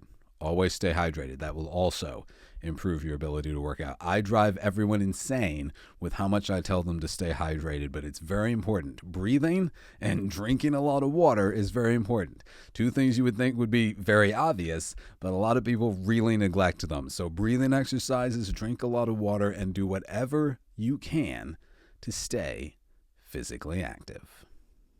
If you exist around other humans, then you are going to encounter individuals that for whatever reason don't like you. You're going to run into what is commonly referred to as a hater. This can vary in degrees of severity from overt ridiculousness to more subdued passive aggressiveness. If you're somebody that exists in front of the curtain and you're in the public eye, regardless of what level of celebrity you are or influencer you are or whatever it is that puts you into the public eye, you're going to attract individuals that are going to be fans of you. You're going to attract individuals that are going to be haters, quotations. And that's just something that comes with the lifestyle. That's just something that comes with being in the public eye. Now, something that I have definitely noticed is that when you reach a certain level of recognition, it's as if it becomes more acceptable, in some cases almost incentivized, to be a hater against you, to be somebody that wants to say negative things about you. Now, in my opinion, there's not really any such thing as a hater, because it's just a super negative fan. Because if you follow everything that someone does, if you comment on every post that they make, if you watch everything that they're in, if you're hanging on every word, then you're a fan. You might not be a nice fan. You might never have anything nice to say, but you are a fan. Now, some people just enjoy being haters. Some people are dedicated haters, and they specifically have a person or a thing they really don't like, and that's what they hate. Other haters, they're almost professional haters, because they move from one thing to the next thing to the next thing to the next, just hating on it, and that's what they do, right? It's their enjoyment. It's something that they like to do. Now, I think that a lot of people who are running around with that kind of negativity, they're just trying to garner some form of attention. I think that they're most likely individuals that feel very overlooked in their life and in the world, and so they're just trying to get someone to notice that they exist. So that is a way for them to garner any form of attention, is to do overtly negative things or say negative things, and do it in the context of hating on an individual that a large group of people like, or hating on a celebrity or a television show or a person off a reality show or anything like that, right? They find a thing that is popular, and then they try to, in the most outlandish ways that they can, hate on it to garner attention, to get some kind of response, right? Which is one of the reasons I never respond to any kind of hate like that. Now, also, I was definitely blessed with a disposition to where I am just not bothered by any of those things. I have never cared what anyone thought of me. I have always embodied the philosophy that I was taught by my dad, the philosophy that I have learned myself in a lot of ways, that if you move through life as a good person, you do everything that you can to be good, to live a righteous life, and you try to always make the right decision, then, and do what is right, then you don't have to worry about the judgment of others, because you know that you are moving through the world the best way that you possibly can. So that makes everyone else's opinion of you completely irrelevant. Also, I just don't care what anyone thinks of me, and I never have, and I'm never going to. And something I like to say is, the day that anyone's opinion can change the color of one hair on my head, I might start caring what they think. I wouldn't even then, but I might. And I know it bothers a lot of people. It's one reason why I'm talking about this tonight. Is one reason why I wanted to sit down and talk about this, because I know that there are definitely a lot of people out there who are bothered by these things. There are a lot of people who don't like it when people say something negative about them. There are a lot of people that, when they garner that kind of attention, it really bothers them. I have talked to people who are really bothered by those kinds of things. I have known people who had just massive amounts of insecurity because of haters, because of those things. And it's something that I can understand why somebody would be affected by those things, even though it could never affect me in that way. I get it, right? I get why you might be affected by those things. And I know a lot of people want to fit in. A lot of people want to be liked. And for me, that's never been a thing. Like, I definitely don't want to fit in. I don't care if I fit in or not. And I could not possibly care less if I'm liked or not. I really couldn't. Don't care. But I do see how that could bother the people. And most people are way more social than I am too. Like, I was born to be a hermit. I'm not a very social individual, so I could get how that could affect people also if you're a more social person and you want to get along with people. And the thing is that whether you're off a reality show, whether you're an actor, whether you're a celebrity, whether you're an influencer, whether you're any of these things that puts you into the public eye, or whether you're just somebody that occasionally likes to put posts on Facebook about your kid's graduation or that new promotion that you got, or, oh, I finally finished paying off my car. You're still going to garner some form of that, because even if you have a closed system, even if you have a private account and it's only your friends and your family and your closed circle, there's still going to be that element to some degree. Now, it's not going to be as in your face. It's not going to be as outlandish. It's not going to be as crazy as it is someone like me who's in the public eye and the things that are out there like that with me when it comes to haters. If you're somebody that's got a private account and you're only talking about your close circle, then it's going to be more subdued. It's going to be more in the shadows. It's going to be people who are more passive aggressive with things, but you're still going to encounter that to some degree, because there's always going to be that element. It exists. And there are so many reasons as to why that exists. One of them is, like I said, that, there are people that just want to be noticed, and so they're trying to do something that will get them noticed. Whether they consciously realize that's what they're doing or not, I think that varies with people. Some people, I think, realize that's what they're doing. Others don't. And they just do it out of response or reflex or instinct. But then you're going to encounter other people who are doing it for kicks, people that just, want to do it, people that want to make you unhappy because they're unhappy. There are so many different reasons, psychological reasons, as to why someone might do something like that. And personally, I've never found any use in trying to understand why someone is doing that. I mean, I have a small fascination with sociology, psychology, philosophy, all of these things. And so trying to get into the mind of different individuals and, figure out what makes them tick in that way, I do find fascinating. I do find it interesting to ponder why people make the decisions that they do, why people choose to do the things that they do, and the way that they choose to do them, and when they choose to do those things. I find it curious. I find it interesting. But when it comes to negativity, there are so many things in life that are more important. There are so many things in life that you can focus on that are positive instead of holding on to the negativity. Now, one reason why, when it comes to negative influences in your life, why it's easier to remember something bad that happened to you as opposed to remembering good memories.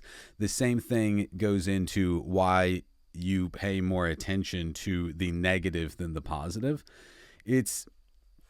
I'm pretty sure it's like a response to, it's an instinct for survival. So like in the olden days, way back, when people had to massively worry about surviving, it was more important to remember what was poisonous and what wasn't. So it was more important to remember the bad than the good to stay alive. It was more important to remember, don't go that way because that's not good. Bad things are going to happen there. We need to go this way instead. Or to know, to be able to know when something was horrible versus when it was good, or recognize something bad that happened to someone else and stop that bad thing from happening to you. So it's a survival mechanism for humans to hold on to the bad more than the good, I think. And that definitely comes into play when you're talking about negativity. Now, I also think that a lot of times people just have a tendency to focus on that stuff way more than they should. And I know, easy to say, just don't think about it, just don't focus on it, don't let it bother you, right? Easier said than done. But for instance, when I go about, like, let's say I'm making a response to something, right, online. I'm going online and I'm going to make a response video to someone on, let's say, a TikTok video. I'm not going to do that to the negative comments. I'm not going to go on there and find the negative comments and respond to those, because why give that my energy? Why would I do that? When there are so many people that are fans of my family, fans of our show, they enjoy being part of the world that we exist in. And I would much rather give my attention to that. I'd rather give my energy to those people, as opposed to perpetuating the bad. When you respond to the bad, when you do things in line with the negativity in your life, it just breeds more negativity. It puts more emphasis on those things instead of just letting it pass. Another good thing to keep in mind is that everyone has opinions, but they're pointless, right? People's opinions are like last year's snow. It's completely irrelevant because it's an intangible thing that does not exist. It has no power over you unless you give it power over you.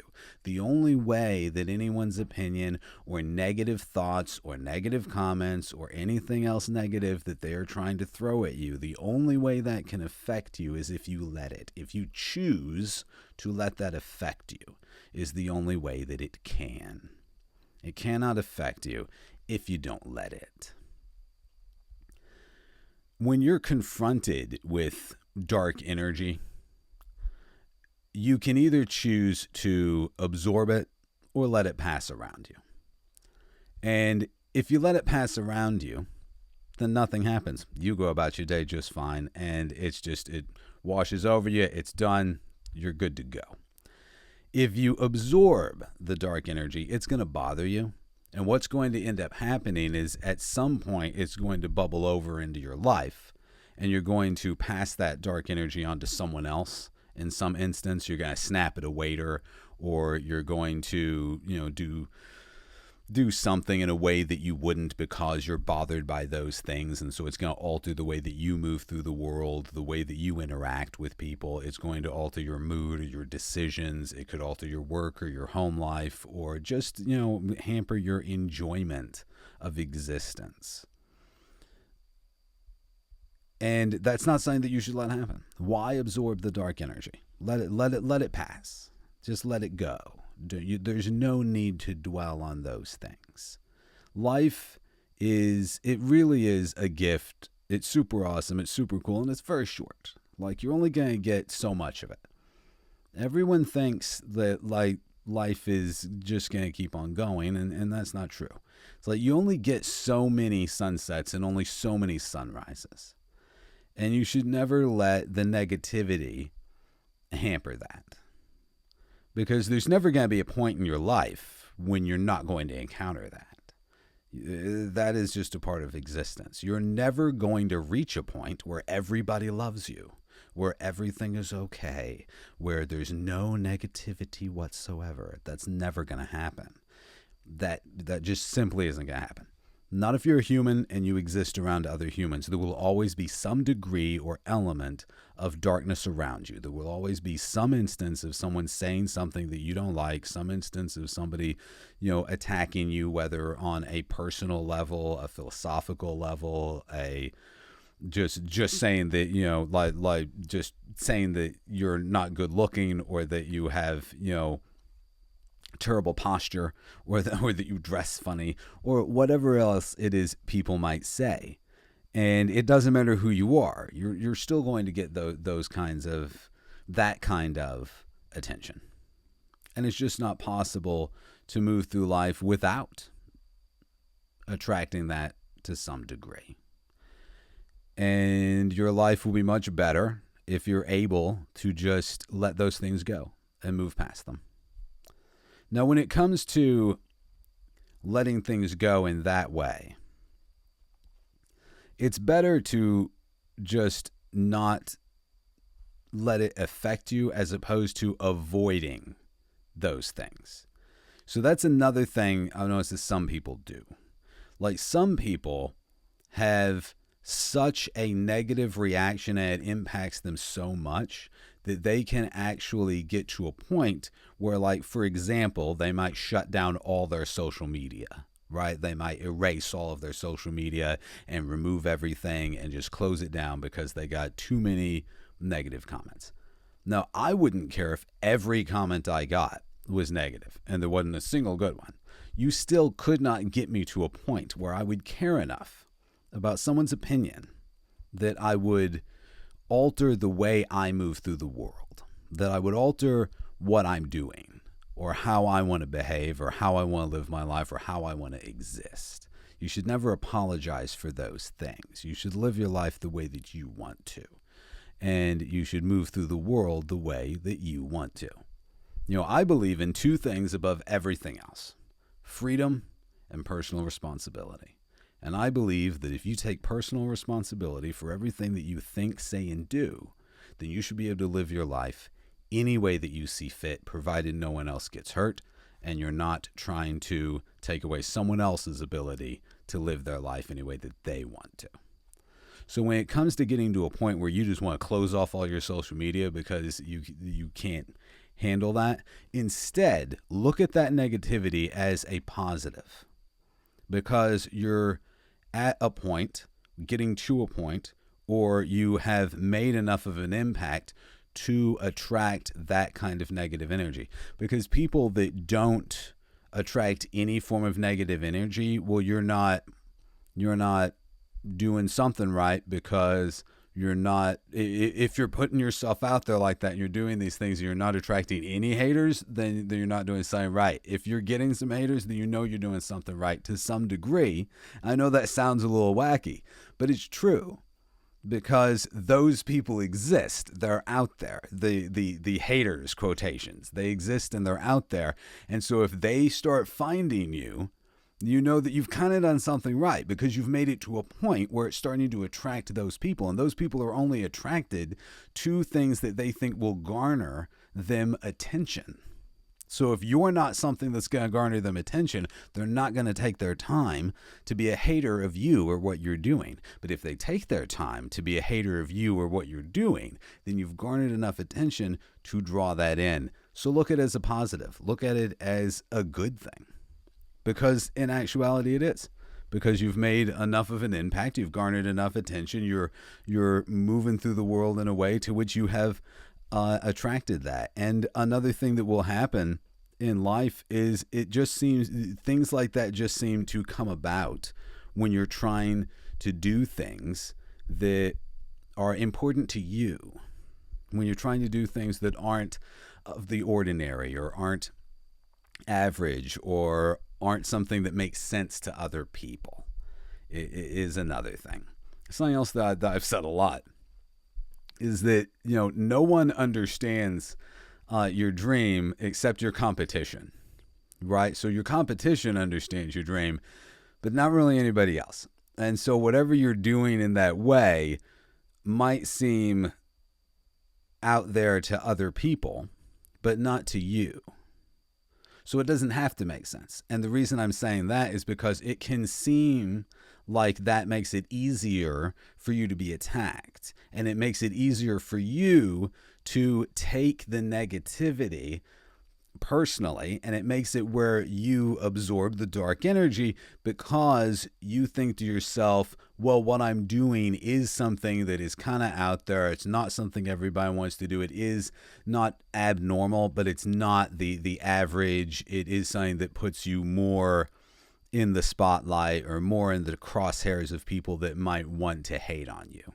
And when there aren't a lot of people doing that same thing, or you're not super successful at that thing, it can seem, it can make it where that attack, that personal attack, hurts a little more. It can seem a little more powerful when it comes at you because you're not able to back it up with, whoa, hey, but I am successful, so I don't have to worry about it.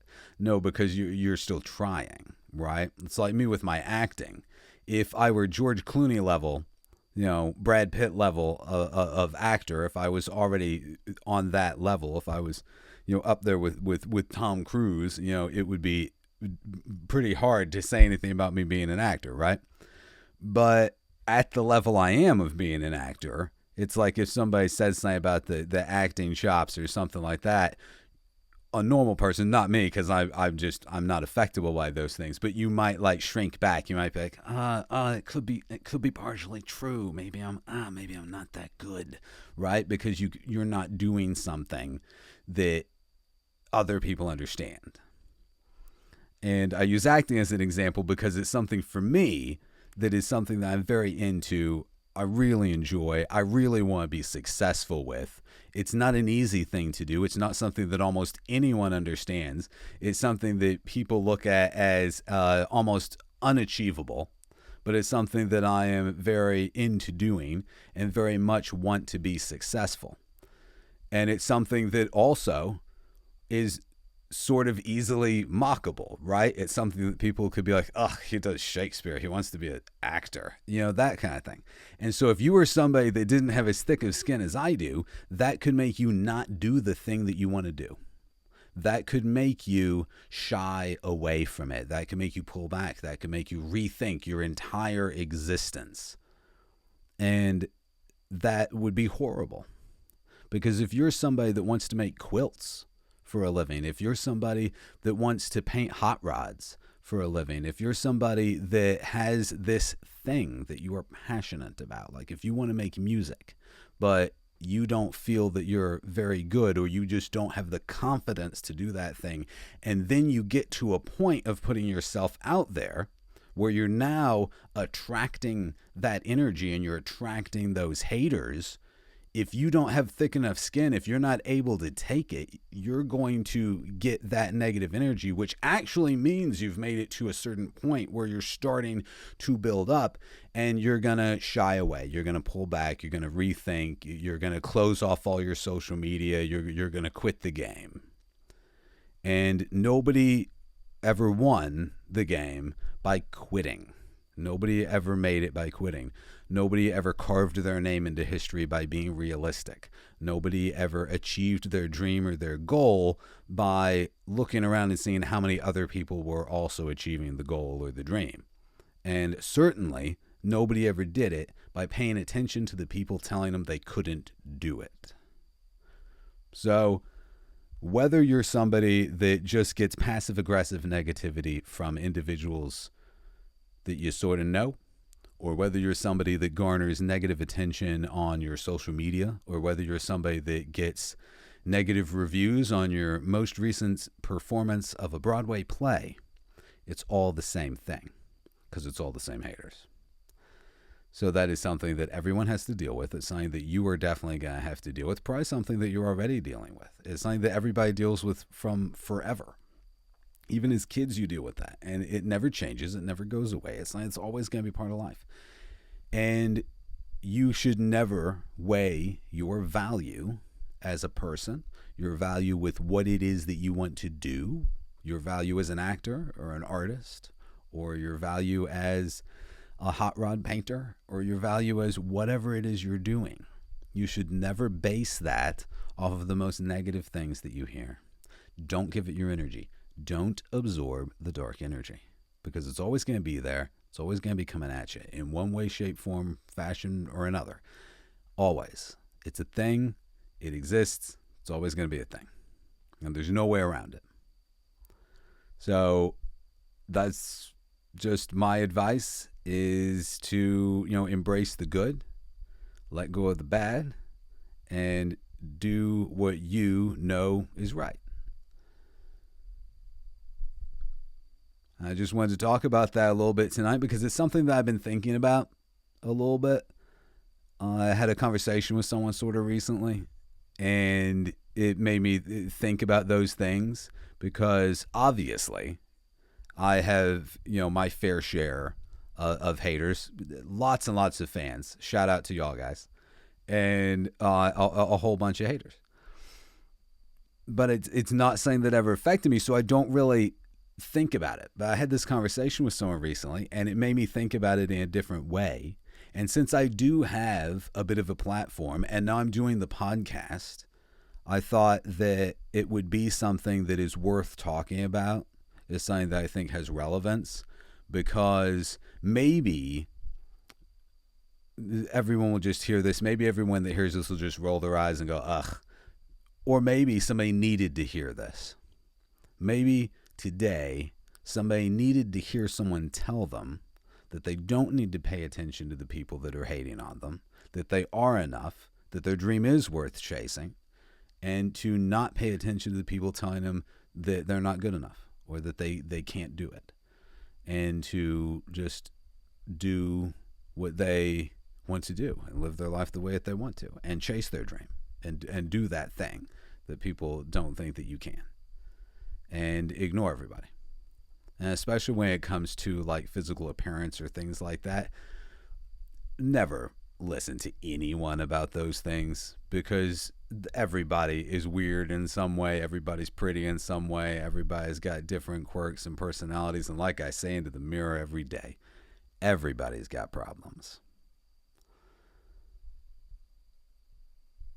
So as I was thinking about this, I just wanted to sit down and talk with y'all guys about it a little bit, ramble a little bit about those things, because it is something that everyone encounters. It's something that everyone in one way, shape, or form or another has to deal with on some level in their life. And it's something that nobody should ever let get them down. Because also, when you ignore those things, when you don't absorb the dark energy, when you just keep on going, when you stay the course, you'll notice that all of a sudden the water's not as choppy. All of a sudden it's smooth sailing. All of a sudden things seem to just be a little bit easier. The sun seems to shine a little bit brighter. The wind seems to be a little bit warmer, and your life seems to have a little more meaning and a little bit less darkness. Something that I really dislike in life is clutter. I hate it when there is just too much stuff. I've spent a vast majority of my life on boats. I grew up on boats, and so that has trained me and given me the mindset to basically operate where almost all the time everything I own can fit into a duffel bag and a few totes. Because when you live in that environment, when you live on boats, it's very important to utilize the space that you have and to utilize it correctly. In my life, whenever I find that I am in situation or a mode, or it's gotten to be where I have too many things, I immediately need to sit down and go through that stuff. I immediately need to go through and get rid of the things that I'm not going to use. I enjoy being someone who is more Spartan-like, who is more streamlined. I enjoy being someone who is a little bit more realistic with what they do or don't need. And for me, a big thing with that is also that I'm not very sentimental. I'm not someone that is sentimentally attached to very many objects for very many reasons.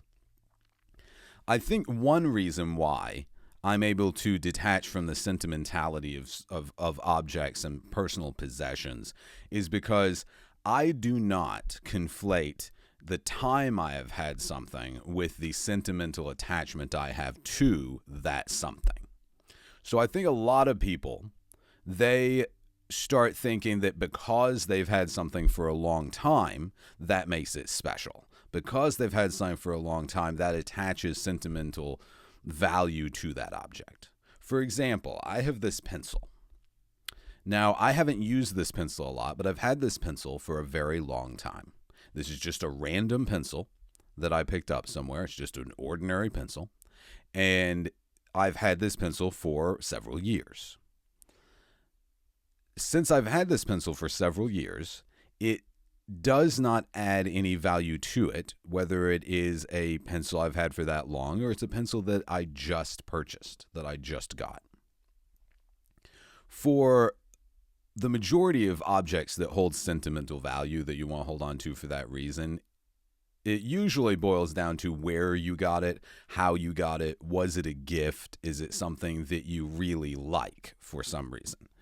And for example, if I had this pencil for 10 more years, if I carried this around with me for 10 years, it's still not going to have any more sentimental value to me simply because I've had it longer. It's just a random pencil. So if I have too many pencils, I have no problem giving that pencil away to somebody. I have no problem getting rid of that pencil if I have too many of them. I'm not going to hold on to it simply because I've had it for a long time. I think distinguishing that for a lot of people would help with decluttering. Like if you go through your things and instead of saying, well, I've had this for a very long time, thus that makes it special, you look at it as, do I use this? Do I need this? Do I actually like this? Do I want this? Or am I merely holding on to this because I've had it a long time? Time does not mean more special. Another thing that I do is I will go through, let's say, t-shirts, for example. And I will look for, am I actually wearing this on the daily? Is this a shirt that I would grab? If I were packing to go somewhere, is this a shirt I would take with me? Is this a shirt I readily wear? Or is this a shirt that is just taking up space? Does it just exist in the drawer because I picked it up somewhere, but I don't actually like the way it fits, or the fabric is uncomfortable, or it's too small for me now, it's shrunk in the wash, or it just doesn't fit right, and I don't like it, really. And I'm just holding on to it because I've had it. So in that case, I will get rid of that shirt. I will go through and get rid of it. Now, one thing that I did when I was really young, this is something I did when I was really little.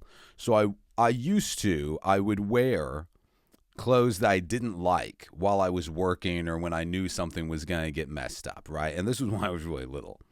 I knew I was going to get all messed up, so I would wear the stuff that I liked less, and I would save the stuff that I liked a little bit more to wear when it wasn't going to get messed up. But I very early on found that meant that I very rarely used the things that I actually liked. I very rarely wore the t-shirt that I loved, and I was often wearing the ones that I didn't like as much. So because of this, when I was going through my things and I needed to get rid of stuff and I was choosing what to keep, I was like, okay, I am going to just get rid of all of these things that I don't like. I'm going to get rid of these things that are not cool, that I don't like, that I think are dorky. I'm getting rid of those. I'm going to keep all my black t-shirts, and I'm just going to wear what I like, regardless of whether or not it's going to get messed up, regardless of what I'm going and doing. Now, I've always been somebody that does separate, like, okay, these are my really cruddy work clothes. I don't mind if they're going to get paint on them. But those are still something that, like, I like. It's still going to be like a cool t-shirt.